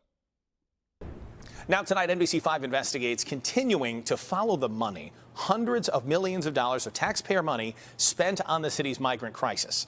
Now, while the city has created a website to track migrant spending, our team found there are still many aspects of this that are just shrouded in secrecy.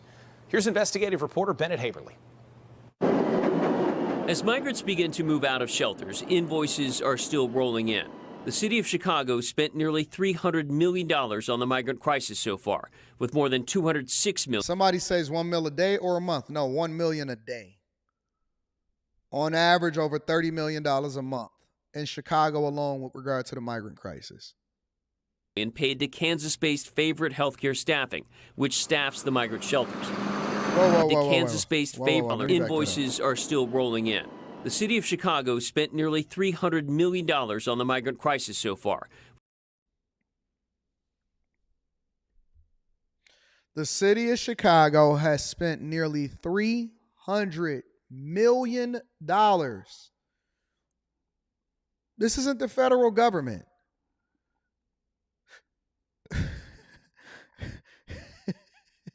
This isn't the federal government. This isn't even the state. This is the city of Chicago. The city of Chicago alone.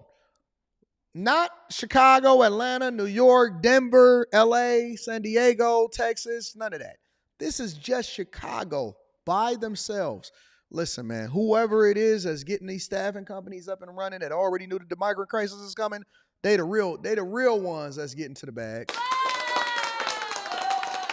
Somebody said this can't be true. Oh, yes, it is. Oh, yes, it is. The city of Chicago. Look, they can't find no money to fix y'all neighborhoods. They can't find no way to open up your recreation centers. You can't get a fence fixed. Not a swing set, replenish. You can't put no nets on the basketball hoop. Not an extra police officer. Can't nobody get a raise. Fire department is messed up out here in these streets. Everybody broke. Everybody suffering. Everybody broke. Ain't no money nowhere. But they've already spent, and I bet you that this is conservative. I bet you, because see, listen, when they say 300 million, they're not really telling you 300 million. They telling you 300 million that they gonna put on the books for a specific service. That doesn't include teachers, healthcare. That don't include food. That don't include crime, police that they have to take away from this in order to do this. Overtime. You can't really capture the true economic impact on a city of a migrant crisis and becoming a sanctuary city by really giving this number and saying that this is enough. Nope, it's not enough. It's almost like when they say, hey, man, when a Super Bowl comes to a city, this is the economic impact because this is how much money is spent. This is how much the hotels generate. People are out and about, you know, they partying. Yeah, the economic impact, this is how much is just spent. This is not the economic impact on the city. The economic impact really won't even be felt for years. Y'all not going to really understand how you suffered from this until years later.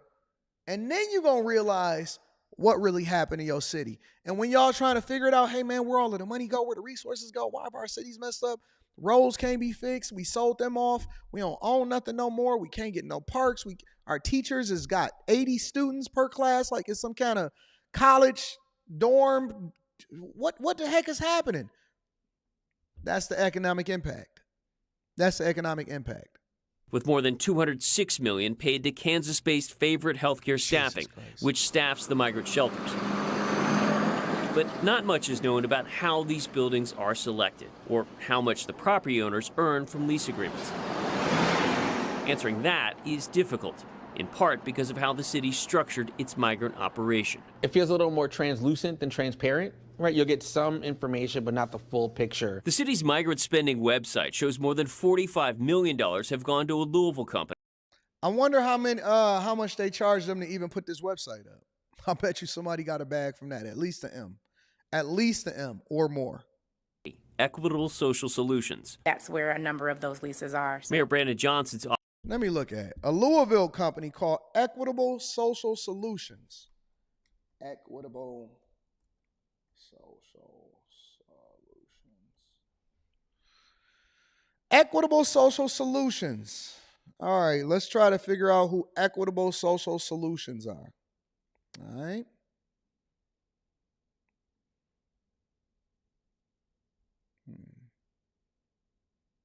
A very basic website. Logo. Looks like my daughter could have made it, who's 16 and has no experience making logos. Website is responsive, but very much like 2012. Who are we? Who we serve and who of our solutions? Man, listen, bro, if this is not a template, I don't know what is. If this is not a basic template, look at these stock photos. We empower individuals and families through supports. Through supports. Is that a typo? We at Equitable Social Solutions, we empower individuals and families through supports that inspire long-term stability and success. We work with our partners to uplift individuals, families, and communities. Our goal is to place individuals and families in permanent, stable housing and provide the needed tools and support to develop self-sufficiency. About us. Wow, more stock photos. Our leadership team. Mark Douglas, who has more than 15 years experience leading the delivery of social services and workforce development supports in communities across the country. Mark served in the U.S. Coast Guard and is a member of the Veterans of Foreign Wars. He holds a Bachelor of Science degree from the University of Tampa, John H. Sykes College of Business. Look like he eating good. Shout out to Mark Douglas, a real American. Nicole says she got more than 25 years of talent management experience and has held executive level leadership positions with the National Responsibility for Sales and Operations and is considered to be a thought leader, not a thought leader, regarding diversity and inclusion. You can't make this up. She's a thought leader regarding diversity and inclusion. Lisa Boyd. Lisa has more than 20 years of experience in human services, nonprofit, government, for-profit sectors across multiple states. Joined the organization in 2015 as a project director for Wisconsin Works and has grown progressively in regional leadership.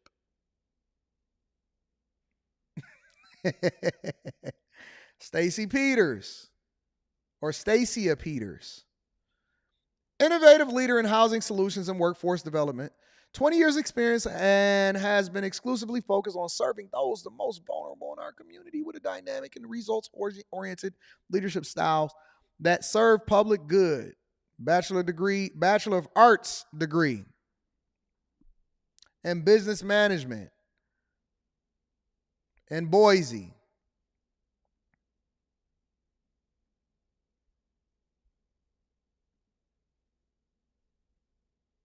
Look at this website. Jesus Christ. Well, they definitely didn't invest in a website, that's for sure. See if they got any jobs available. Click to apply. Where's the jobs at? Support. Okay, so these are the jobs that's available. A support services specialist for the homeless. That's in Illinois. That's in Chicago, so I'm assuming that you're going to be working with migrants. A program manager in Oregon, and an enrollment coordinator, and a housing navigator. All right? I want to see what the requirements are for this job for Illinois. Our goal is to place individuals and families in permanent, stable housing and provide the needed tools and support to develop self-sufficiency, coordinate resources and care for persons enrolled in program. This is how these jobs get you. They don't actually tell you that you're going to be working with migrants. Manages the provision of individual client services and ensuring clients' needs are met. Intervenes and problem solves issues if outcomes and goals and service delivery are not being met according to the program goals and established timelines. It develops clients' initial intake. So basically, you collecting them off of the bus in order to get them in a shelter. Develops clients, look at this nonsense. Develops clients' initial intake, progress, and discharge reports, tracking and documenting status of persons served. Schedules, facilitates interdisciplinary case conferences with all community partners, funders, and family members. Arranges for provision of necessary equipment to enable achievement of agreed upon functional goals. Participates in program evaluation and quality assurance. Maintains the highest standard of professional conduct in relation to information that is confidential in nature. Shares information only when a recipient's right to access is clearly established and the sharing of such information is clearly in the best interest of the person served.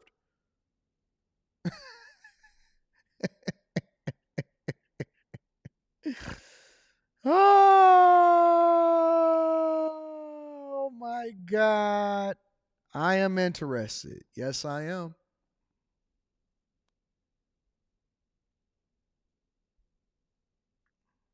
Yeah. Anyways, so that is what the position is. Just wanted to make sure and try to understand who these companies are. Office says Equitable helps facilitate and identify shelters through the help of another company, ReloShare. For months, NBC5 Investigates has asked for copies of the leases for the 27 shelters the city operated. Through a series of Freedom of Information Act requests, we received just 9 agreements. Those missing include lease agreements for the city's largest and most expensive shelters. You should not have to go through the hoops that you've gone through just to get to partial information. Joe Ferguson is Chicago's former Inspector General. He's now with the Civic Federation, a nonpartisan government research group. We absolutely should know at every step of the way where the public's money is going to, so that we can make an assessment as to whether or not it is being used well. What we do know after reviewing hundreds of pages of invoices is how millions of dollars have flowed to these companies for the operation and use of the buildings. Take, for example, the city's largest shelter in Pilsen. Housing 2,300 migrants cost city taxpayers $38,000 for a single night. A warehouse is costing the city $38,000 a night for one spot. Housing, warehouse, $38,000 for one night. Did y'all see that place? Look at that. I'm in the wrong business. I'm working too hard. Migrants cost city taxpayers $38,000 for a single night. That's $280,000 a week, or more than $2.5 million over the course of 3 months. It was a similar story over at this Ogden shelter. For 3 months, $1.8 million. And at the Inn of Chicago, which at one time provided 1,500 beds, the cost $344,000 a week. Wow. If you total that out to a year, it's more than $17 million. And now you know why these hotels are so eager to provide housing to the city of Chicago in order to make sure that they participate in the migrant crisis. Because everybody is getting rich off of you, the taxpayers. Everybody is getting rich off the taxpayers. You go to work, trade in your time for money, give it to the federal government or the city of Chicago, and then they say, all right, we got this from here on out. Shut up. Don't ask me how I'm spending it. Be obedient and get out of our way. It's tough to say how that money was divided up. Equitable Social Solutions directed our questions back to the city. ReloShare did provide a statement, but it didn't answer any of our questions, and the property owners either didn't return our calls or would not comment. If there are public dollars involved, shouldn't the public know where they flow? 100%. Alderman Andre Vasquez chairs the City Council's Migrant Committee. He said even aldermen have had a hard time accounting for how these dollars have been spent. So if the aldermen can't even account for how the money is being spent, how do you guys justify the amount of money that's flowing over into these shelters, these staffing companies, migrant solutions, and all of this other type of stuff? Something that we've been looking at is how to really get more mandated reporting from the government as they're making decisions, because our constituents are asking us those very questions. I'm not looking to make any money on this. Randy Schifrin told me he offered up a vacant property on South Michigan Avenue to the city last fall for $1 a year. The city, he said, passed on the offer. They made a date with me to come and view the building, her and her group, and then at the very last minute, they were called back. In response to other reporting that the city had months ago turned down offers for other potential shelter sites from the Archdiocese, Mayor Braden Johnson pushed back. All right, good afternoon, everyone. Telling reporters the city is now working with the Archdiocese to bring one shelter online. But it's not just as simple as, here's a building, take it. There's work that has to be done to build it out, to make it suitable. But Johnson sidestepped our questions about calls for increased transparency. We've seen the bed rates, right? Yeah. It's a lot of money. I mean, I guess that's still the question that's outstanding. Would you support more transparency, more efforts to share those records? Thank you for that question. Again, we're meeting you right where you are. Hey guys, so listen, thank you for your transparency. Thank you for your questions. We're going to leave that question right there on the floor where it is. If you guys want more information, then you're going to have to seek that out through counsel. But in reality, it's not as simple as just making sure that we build out the facilities and expedite the process expeditiously of what's happening within the city of Chicago. We are going to do the things that we're supposed to do for migrants, and we're going to make sure that we take care of business. And the city of Chicago is supporting us. They're behind us. The pastors and the churches and the Archdiocese, And the black leaders and the thought leaders and the diversity, equity, and inclusion, they are definitely going to make sure that we're on top of things. And we've been nothing but transparent. We've been nothing but transparent. And so I don't really even understand why you guys are here. I mean, if you're here to try to hold me accountable, then I think that you guys should hold yourself accountable for false reporting and not telling the full story. And it doesn't matter if we give you the reports. I think that you all should get behind what we've done here in Chicago. We've been nothing but on top of this since day one. The devil is in Texas by the name of Governor Greg Abbott. And I don't understand why they continue to send these guys up here. I mean, at the very least, give us a manifest. Help us help you and prepare us for what we are facing here in the city of Chicago. Because you have no idea the countless hours that is going into changing the dynamics of these people's lives. We're petitioning the federal government, the Biden administration. We're trying to work closely with them. I've traveled to Washington with other mayors. And quite frankly, I'm tired. And so any other questions you have to direct to my publicist. And I'm going to continue to do the work in the city of Chicago and work with these large gatherings from these youth gathered people, not offenders, to change the very fabric of the city. Thank you.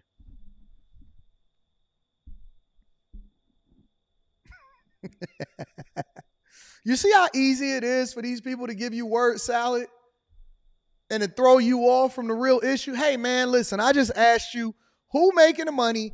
Why are they charging so much for beds in these hotels? Why y'all in hotels in the first place? Why you ain't take the free place? And who is at the top of this company and this staffing company that's making $300 million a year? That's all we want to know, all of that extra. I'm sorry. Is it Anton? I've seen your show.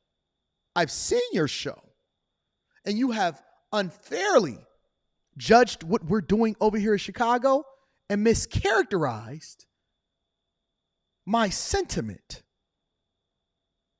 I'm sorry. Can I know why y'all trying? I will not deal with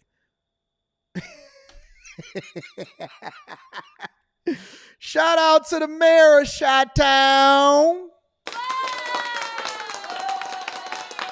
Running up a check, getting the bag, and taking care of business. Let me read some of these super chats out here in these streets. Jay Ben says, Diddy played his hand, and she's the only one that successfully made him stand on his word. That's all I'm saying. Right after BFC, she played him. Shout out to Jay Ben, my guy. Self-made forever. Forever. Says 2 scenes from the Leave the World movie behind have now came true. Tesla recalls on a cargo ship that lost power. Produced by the Obamas. I'm starting to wonder about this April 8th solar eclipse. Listen, if anybody is shooting a movie of Mayor Brandon Johnson, I volunteer as tribute to do voiceover and to play that role. Self-made forever also says AD called it. He said Detroit about to be that city again. Didn't I? He called it. Do you think the U.S. would ever put bachelor tax to men in the future due to the decrease in marriage? So you saying that they're going to incentivize you to get married again? Okay. Shout out to AD for consistent content, adding another show for more content for truckers to consume on a 70-hour week's Chasers. Shout out to Self-Made Forever. And I also want to make sure that I acknowledge my sister. My sister. Shout out to sisters. Mr. AD, did you say thought leader or thought demon? Shout out to sis. I love you, baby.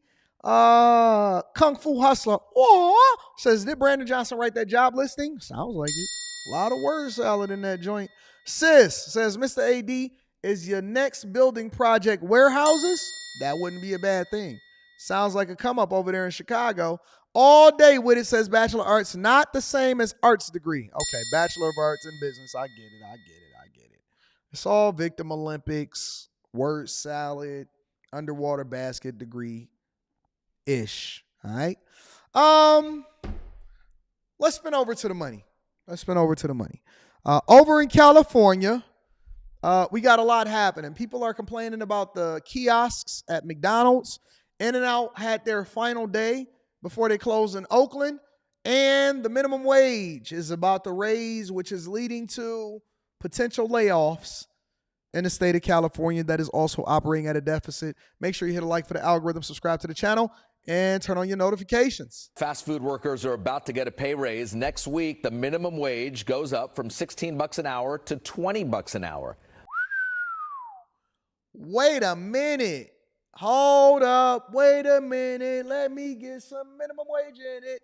Hold on. From 16 to 20 in one fell swoop. Whoa. You got me counting on my fingers. 4, 8, 12, 16. You telling me you about to get a 25% raise? Fast food workers are about to get a 25% pay raise? Say it ain't so, Frigga Jason. 25%. They got more than they got over at the UAW. A 25% pay raise. 4, 8, 12, 16. 4, 8, 12, 16. 4, 8, 12, 16. That's 25% pay raise, sir. That is a 25% pay raise right off the fact. Right off of it. Wow. I couldn't imagine being a business owner having to pay a 25% increase in wages just like that. But the restaurant operators say a higher wage could mean fewer workers. Here's NBC's Robert Honda. Amir Samadi runs a popular Round Table pizza shop in San Jose near the Oak Ridge Shopping Center. He considers himself a good employer through good times and bad. For example, Amir points out he did not lay off any workers during the pandemic or cut their hours. But now, as California gets ready to up the minimum wage for fast food workers from $16 to $20, Amir is not sure if he can afford that change. As an owner or as an employer, you have to have coverage to pay them. If you cannot, you have to shut your door, or they're gonna lose the hours. Anyway, it's gonna be lose for both sides, either employer or employee. Some have suggested the wage hike could be covered by raising prices, but Amir says passing the cost to customers is not as simple as it might sound. You cannot just out of nowhere change the prices so people are gonna go elsewhere. There's a lot of options out there. The new minimum wage applies only to designated fast food employees who work for places that sell food and drinks for immediate consumption, and applies to the bigger chains with at least 60 establishments nationwide. The South Bay Labor Council and many other labor organizations supported the change, calling it a job creator, not a job killer. I think the data tells us that small businesses in particular save money by investing in their employees. You have to do less spending on training, less spending on advertising, and when someone just has one job, they're more focused on that job. Some fast food workers we talked to says people that have never opened up a business in their life. These people are diversity, equity, and inclusion hires that are running and determining the laws, and they have never, ever, I heard about that, Connie, they have never, ever opened up a business in their entire life. They have no idea how big the margins are. But they sitting here making an investment, forcing you. Jesus Christ. Who asked not to appear on camera say they worry about the impact on their employer, but also say they need the money to keep up with the Bay Area's cost of living. Customers we talked to at the roundtable say they sympathize with all sides, employers, employees, and customers. Everywhere, everything's getting higher, so people need to make more money for that, and rent's getting higher, so I mean, it's understandable from both perspectives. Yeah, because if the stores or shops raise their prices, you might not go out as much, right? Exactly. The new law also establishes a fast food council, which will monitor the change and see if there should be any more increases in the future. A fast food council. Do you guys realize that they're actually creating more government jobs to monitor you. So now you're paying taxes in order for them to create jobs to have a council to then monitor whether or not they actually want to raise prices even further. Jesus Christ. Bloated government. Bloated government. Well, there's some frustrated customers because some fast food eateries have already seen this coming and they're making the adjustment. How are they making the adjustment? They're just not hiring any more workers. And they're doing test pilots for kiosks, which most customers are becoming upset about. Check it out. Robots versus humans. When eating out, how would you like your order taken? All kinds of companies are trying to come up with ways to keep their margins high while costs go higher, but the creative changes were too much for one Tiege Hanley man on his last McDonald's trip. CBS 8's Jenny Day explains. Are you kidding me? You can't use cash in a McDonald's? Human-to-human interaction, somewhat of a thing of the past if you're craving a Big Mac and fries. I don't want to call it a rant because it was like that long. So we won't call it a rant, but Daniel Miley did share his fast food frustrations online. I posted it on Nextdoor and it got like 21,000 views in 48 hours. Miley says he rarely even eats fast food, but he Cap. and his wife... I call Cap immediately. I rarely even eat fast food.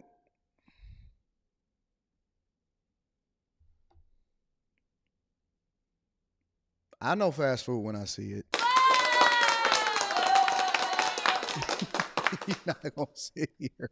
First of all, nobody is that passionate enough to actually go on Glassdoor if it's not something that they regularly do. All right. Number two, I know when somebody eat fast food. Cap, come on, man. Come on.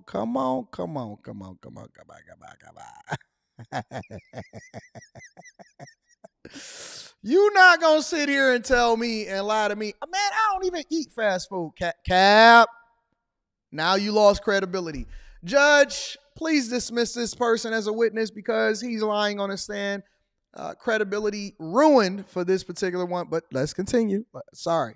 I don't want to get distracted. Let's continue, guys. In 48 hours. Miley says he rarely even eats fast food, but he and his wife give in to the grandkids sometimes. And when they went to the McDonald's in Tiege Hanley, he says there was no one to take their order, only a kiosk.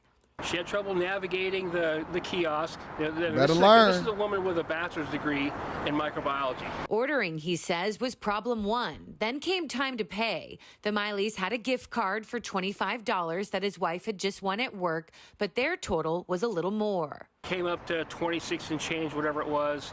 She stuck the card in there, and there was no way to pay the balance in cash. She had to use her debit card for $1.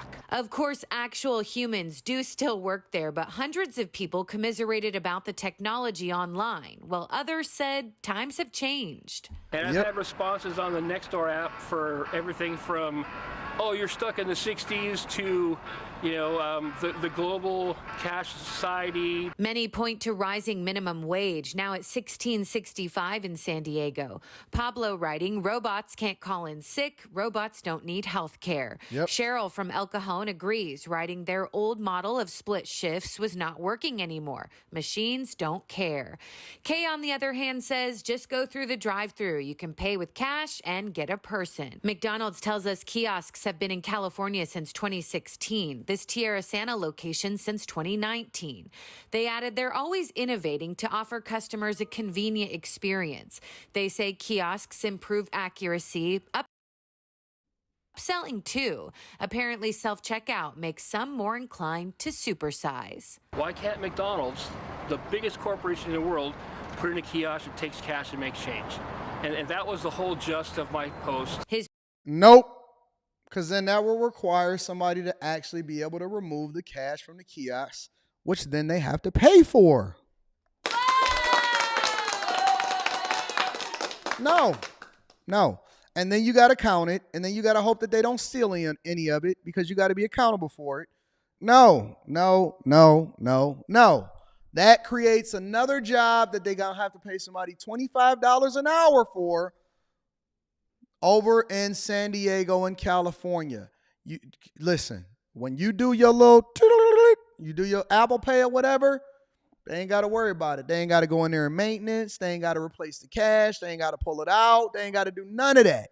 What it does is it makes it easier and convenient for them to actually be able to account for what's happening, and they don't have to worry about somebody in there going in there and getting the cash out of there. That's why. Come on, guys. Come on. Meanwhile, over in Oakland, In-N-Out has served its last burger as of yesterday. The news at 11 starts right now. Thanks for joining us. I'm Terry McSweeney. And I'm Gia Vang. If you want a double-double in Oakland, you have 2 hours left to get one. After that, the city's only In-N-Out burger will be closed for good. Yeah, the popular chain is shutting down a store for the first time in its 75-year history, citing concerns about crime, making it the latest business. Reading that super chat shortly. Thank you, NBC Dion. Bay Area's Alyssa Gord was there tonight. And as I'm going to be reading the regulars cash and former apps. employees stopped by one last time. The drive-through line at the Oakland In-N-Out snaked around the parking lot Sunday as people raced to get burgers on the restaurant's last day in business. Hold on. Are y'all that desperate? Is it that really that important for y'all to make sure that you go and get a burger the last day?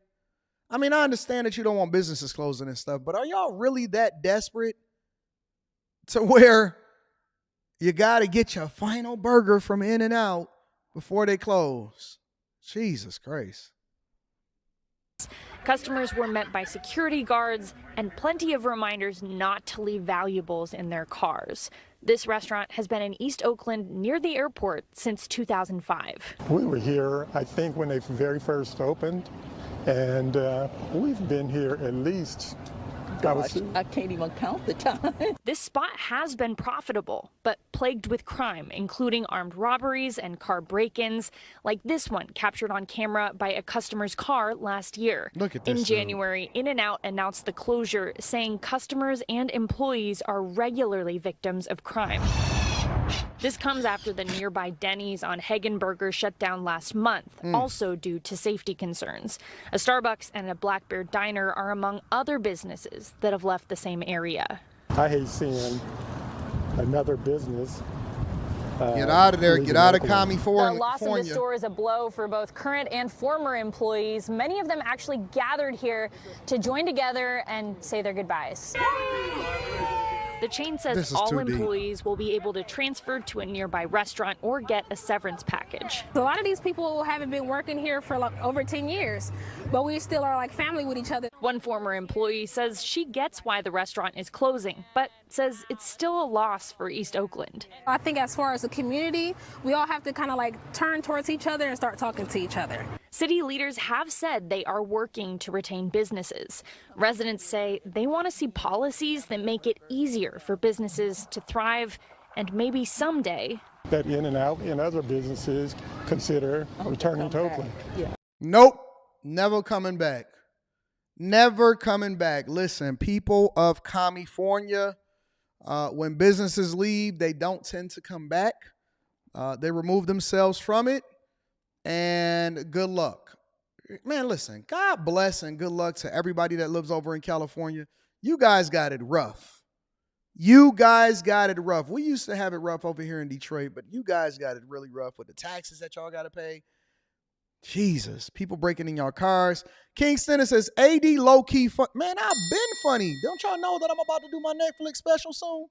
Hey, Netflix, holla at your boy. Yes. Yes. Christian Hutchinson says, if McDonald's is paying $20 an hour, I'll go get a part-time. I'm trying to figure out where I got time to go and get me a McDonald's job. If McDonald's is paying $20 an hour, I'm trying to figure out where I can go get me a part-time job too. I'll be there. Hey, what's going on? Is Anton from AntonDaniels.com. Welcome. Can I take your order? When I was running my own restaurant, when I was there every day, and I had to interact with the customers because I would always be at the front and I like to talk to people.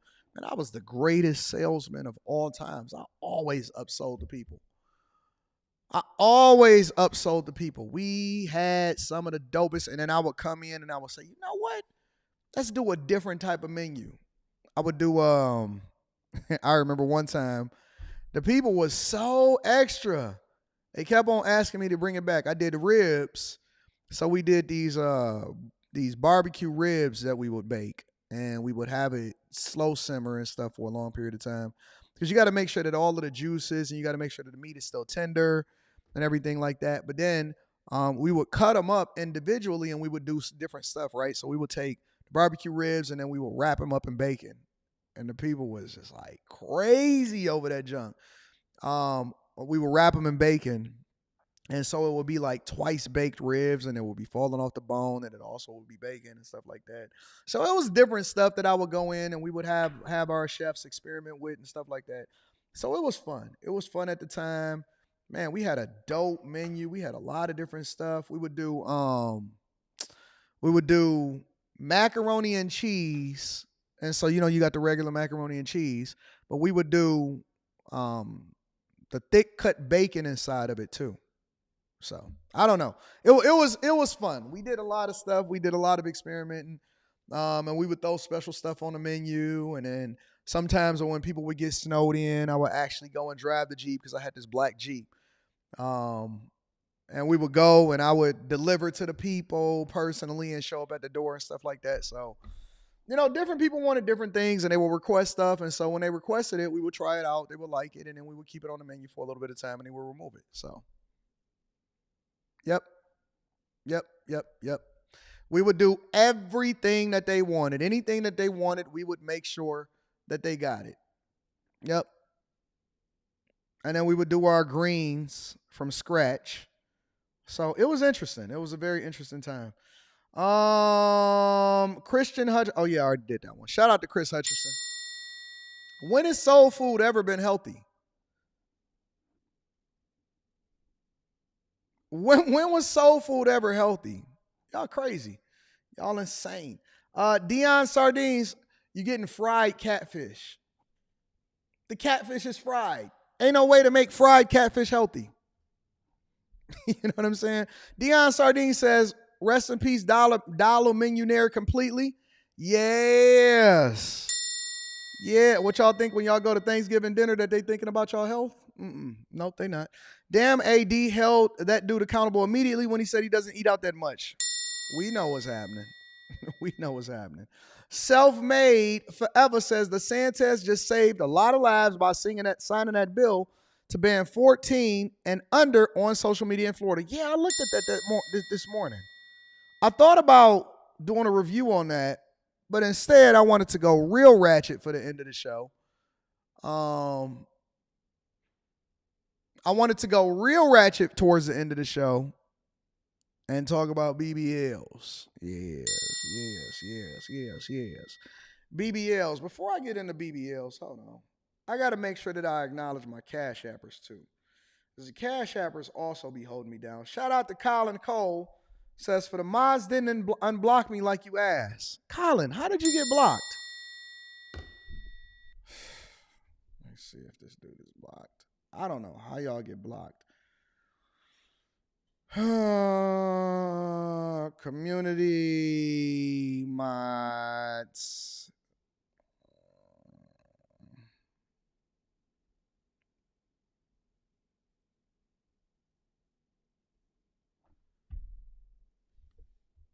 Give me a second. Let me see if I can find you.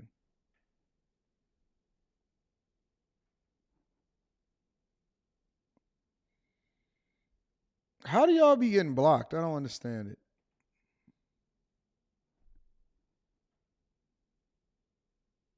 Usually at the beginning of the year, I reset it and give everybody a chance to start back new. Then it just go ahead and be the same one. So this year I decided not to redo it. I don't see I-9 Bash on here.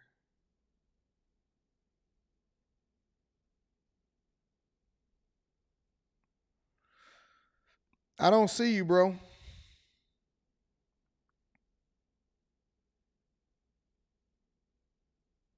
I'm scrolling down. I don't see you blocked right now. Because you're not blocked on the other channel. You must have said something crazy. I don't see you blocked on here. So I'm going to have to look into it a little bit deeper. Repeat offenders? Okay, I hear it. I got you, I9. Thank you for the super chat. For the Cash App. Michael says, for now, add the new host for sure for the earlier show. Some people is asking. You got blocked on the Anton Daniels change? I'll look at that, Tamara. Some people is asking for me to do the morning show with a new host too. Frank White says, salute, no guests. He said he don't want me to have no special guests. For a crazy week, says Michael. Shout out to Michael. I appreciate you for holding me down. Thank you to everybody that hold me down on these platforms. But yeah, we got to do this last part of the show. And there's a lawsuit. There's a lawsuit taking place after a woman. Next level MF, I'm gonna look at that. I'm gonna look at everybody and see if I can identify some people. There's a lawsuit that's being filed on behalf of a woman that died from a BBL when she went down to Miami. Make sure that y'all hit a like for the algorithm, subscribe to the channel, and turn on your notifications.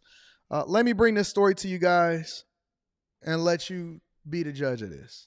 Welcome back. Well, the family of a Tennessee mother who lost her life after undergoing a popular plastic surgery procedure in Miami is suing the surgical center and the doctor who performed the operation. And it's a case the NBC6 investigators have been following for years now. Miriam Masihi has the latest.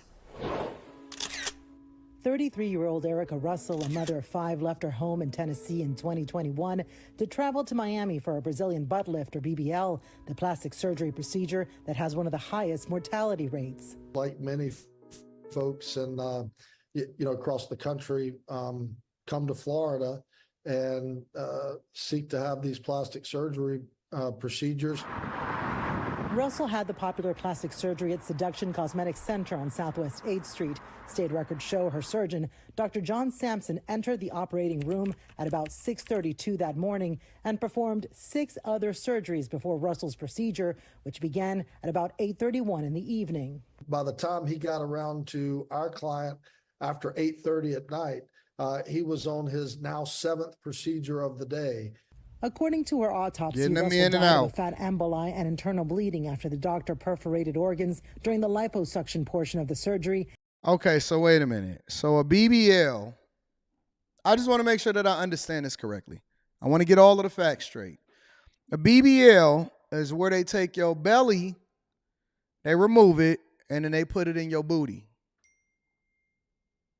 A BBL is where they take your belly fat, and then they put it in your booty. I'm going to read that Cash App shortly.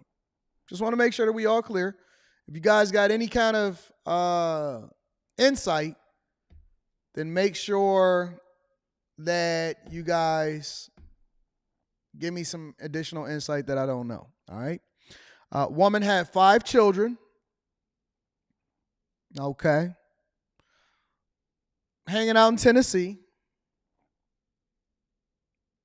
Took that Spirit flight down to Miami.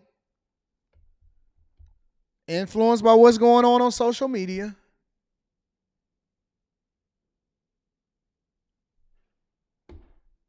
Got that BBL. Now, let me add some other details in here for you guys that may not know. I know down in Miami, in particular, there's a lot of Airbnbs that don't want you to, like if you going down there for a surgery or a BBL, they say, listen, you can't stay in this Airbnb. Right? Because the recovery process is supposed to be a lot extensive. Like you're supposed to be able to sit down, recover, all of that stuff, right? But a lot of women go down there and they be bleeding. They be bleeding everywhere, all over the covers and the sheets and the mattress and stuff. And the Airbnb owner said, we don't really want you getting BBLs here because you messing up the money, you messing up my place. And so we don't want you to do recoveries here. And so it's a lot of Airbnbs that I was looking into when I would go down there for the holidays, or they'd be like, hey, you got anybody coming to do a BBL? I said, nope, I am not. There's no Bandman Kebos here. we not putting our life on the line in order to get some belly fat sucked out and put it in our chest. And nobody trying to look like no ants over here. You know what I'm saying? So that's the additional context. Let's continue. and then injected fat too deep into her buttocks, hitting the muscle, something that was prohibited by law after studies conducted by the American Society of Plastic Surgeons showed it was the cause of most BBL deaths. We know that they went across the plane, the muscle plane that they're not supposed to go across, which dramatically increases the risk of exactly what happened here. She effectively bled to death along with yes, it's a gut butt emboli, that fatty emboli.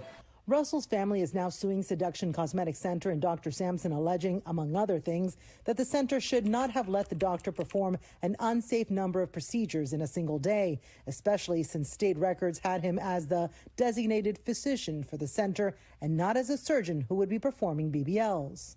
Doctor, if you could just tell me, were you pressured to do that many surgeries in one day? During a medical board hearing in 2022, Dr. Sampson would not answer that question. He ended up accepting a settlement from the state that prohibits him from doing BBLs again. Frankly, people expect better care in the United States of America in these procedures, and it's care they're just not getting, unfortunately, at a lot of these facilities in Miami-Dade and Broward. When asked about the lawsuit filed by Russell's family, Dr. Sampson's legal representative told us he was unable to comment on active litigation. A letter his previous attorney sent to the state says the doctor is understandably upset by what happened in this case, that he has performed over 10,000 liposuction procedures and approximately 7,500 BBLs in his practice, and this is the first time he has had any significant complication from either of these procedures, much less a patient death. Representatives for Seduction Cosmetic Center didn't respond when we asked about this lawsuit. According to the Russell family's attorney, they are filing this lawsuit to raise awareness and to try to prevent this from happening to another family, since recovering money is always difficult in these cases because many centers and doctors do not carry malpractice insurance. So they doing it in order to raise awareness for you guys. They doing it free, pro bono, and they don't expect to actually get any money from it. Reason that they don't carry malpractice insurance, I'm guessing, is because this is something that you're going in for cosmetic. This is cosmetic. This is not required. This is not health related. This is something that's so you can look better on your Instagram pictures. I don't know who you're doing it for. You got 5 children. I don't know why you're getting a BBL in the first place, but I don't know. I've always been trying to understand what the allure is. Somebody gonna hit that anyway. You know what I'm saying? Somebody gonna bust that down anyway. Ain't nobody tripping about that. How much are they paying for BBLs down in Miami? Let's do some research. Let's do some research really quickly. I just want to know. Miami BBL cost. That's it? That's all for a surgery? Yo, if you get a broken arm, they're going to charge you an arm and a leg, bro. Is this all that they charging you for a BBL in Miami? No wonder so many people running down there. Average cost for a Brazilian butt lift in Miami is anywhere between $2,000 and $12,000, making an average cost of a BBL surgery $6,500. Wow. Average cost from Seduction Cosmetic Center. Interesting. Average cost of a BBL in Miami ranges from $4,500 to $15,500. This price range may vary depending on the surgeon's experience, expertise, type of anesthesia, facility fees, type of BBL, pre and post operative care. Let's go to the next question. Since we down here, we're gonna go ahead and go down into the dark parts of the internet. Why are BBL so cheap in Miami? Cost of living, number of plastic surgeons in the area, the number of surgeons who offer BBL procedures nearby can impact the cost of your surgery. For example, the price of BBLs in Miami may be less than other areas because of the high number of surgeons in the series. There are a whole lot of people that do this. Look, this is what Google is recommending this based off of what people actually type. The next thing that it says, who does the cheapest BBL? Oh, no. Oh, no. Josephine said, I was born without a butt, and I'm going to be out here without one. Josephine, listen, we like flatbacks. I don't know what you're talking about. Listen, they all getting it. They all getting it. Thick ones, flatbacks. Look at the next one. Next one is who does the cheapest BBL? Is that what y'all searching for? Turkey. 5,200. Mexico. 3,300. Mexico. 5,600. Lithuania. 2,900. Jesus Christ. How long do you stay in Miami after a BBL? You generally have to stay in Miami for around 10 to 14 days after you've had a BBL procedure. However, the doctor will tell you how long you can wait before you fly home. That's when all of them chicks get on that Spirit flight and they be sitting backwards. They had them pads on their knees and they be sitting in a chair like this. Is it cheaper to get a BBL in Miami? Significantly cheaper than other location. How long does a BBL last? Semi-permanent. They often last several years, maybe for a decade before follow-up treatments. But your body changes as you get older. Are the Kardashians getting rid of BBLs? Oh, man. Can I fly? Law, y'all really just pushing it now. Can I fly 2 days after a BBL?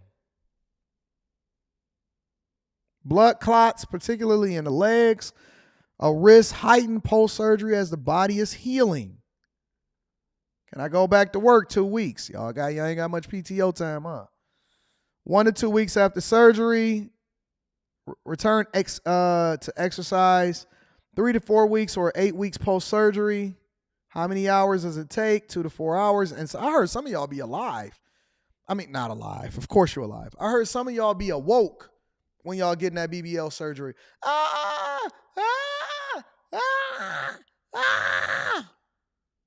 Fam, if you don't stop screaming, they got y'all sitting up there. But I heard that's because, it costs more to get the anesthesia. So a lot of chicks try to cheap out and then get it while they awake so that they don't have to undergo anesthesia and they just get some medicine. We didn't really hit it. What happens 3 months? Will I lose my BBL if I work out? Man, this is crazy. Can I sit 10 days after a BBL? This is insane. Let me get off of here before I start getting into the really, really, really dark parts of the internet. And it goes south. All right? That's a heck of a show. That's a heck of a show for you, ladies and gentlemen. Whoo, shout out to Maestro on Cash App, hitting me off with that fireball. Says, can you also unblock Maestro? Yeah, Maestro, I got you. I'm going to work on getting everybody unblocked. We going to get everybody back on from the starting block. Okay, we're going to get everybody back to the starting block on the Millionaire Morning Show. Did y'all enjoy the show today? Did y'all enjoy the show today? Let me read some of these super chats. I'm going to get y'all up out of here. I got to go and record on site. Anton, I think the right co-host would be Next Level. Try it out. People are usually slow to warm up. Well, either way, we're not going to change what we're doing here at the Millionaire Morning Show as far as me kicking it with y'all at this time that I got right now. So anything that we do on the Millionaire Morning Show, even if we try something, it would be additional. All right? Dion Sardine says, AD, so a BBL is basically a gut butt. Oh, Black is back.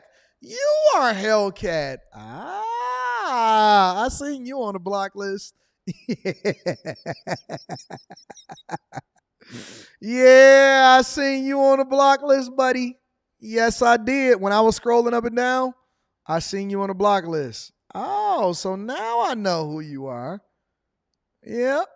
I seen you on the block list.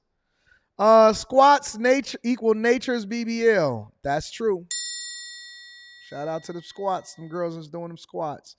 187 says, lady, do your squats, no shortcuts. Shout out to my dog 187. Jonathan Wilson is in the building.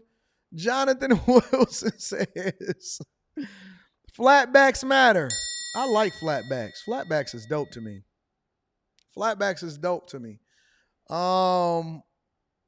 J Ben says getting the balance transfer is crazy. Overdrafting is even worse than knowing I needed tune-ups. It's diabolical. Hey, Black is back is in the chat laughing. Because he know. Shout out to my dog J Ben. Hey man, y'all some wild boys out here in these streets. Y'all wild boys. Wow. And he gonna say, yeah, well, I'm gonna create another account.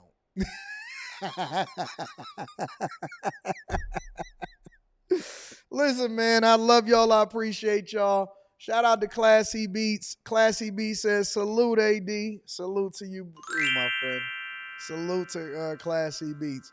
Hey, man, look, fun show. Make sure y'all get that Tiege. 30% off your order plus free gifts. It's a great product. I wouldn't advocate that you get it unless I use it myself. You see how sweet my skin is. Y'all don't see how clean my skin is? Look, man, all I put is lotion on my junk and Vaseline sometimes on my lips, along with chapstick. Listen, man, if y'all ain't getting that Tiege, look at my skin. Look at my skin. Hold on. Let me zoom in. Look how clean my skin is. Line up on 10. Skin is clear. Making sure that we run it up. No makeup, baby. Just clean skin. Clean skin. It don't get no cuter than this. All 1,000% above board, all right? Make sure y'all take care of y'all business. Be on top of it. Tiege. No bumps. No bruises. No none of that. Just clean skin, all right? I love y'all. I appreciate y'all. Make sure y'all get into the Patreon. Link is in the description as well as pinned to the top of the chat.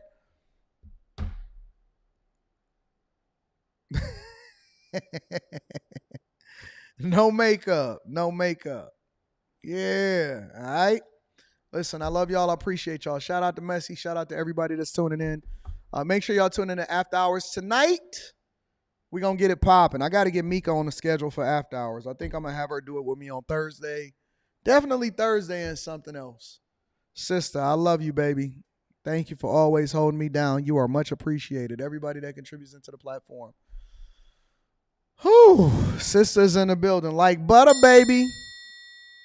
Like butter, baby. All right, listen. I love y'all. I appreciate y'all. I need y'all to do me one more favor before we get up out of here, though. Make sure you share this with your family and friends. Send this to at least 3 people. 3 people that you love, especially Gam Gam. Gam Gam is listening to any of Tia Marie says 7 a.m. I got you. 7 a.m. 7. But I got to figure it out. I got to figure out what the format of the show is going to be. Shout out to your car. Shout out to everybody. We going to get it in. I love y'all. I appreciate y'all. Send this to your friends and family. We don't want to be rich by ourselves. Let's get it.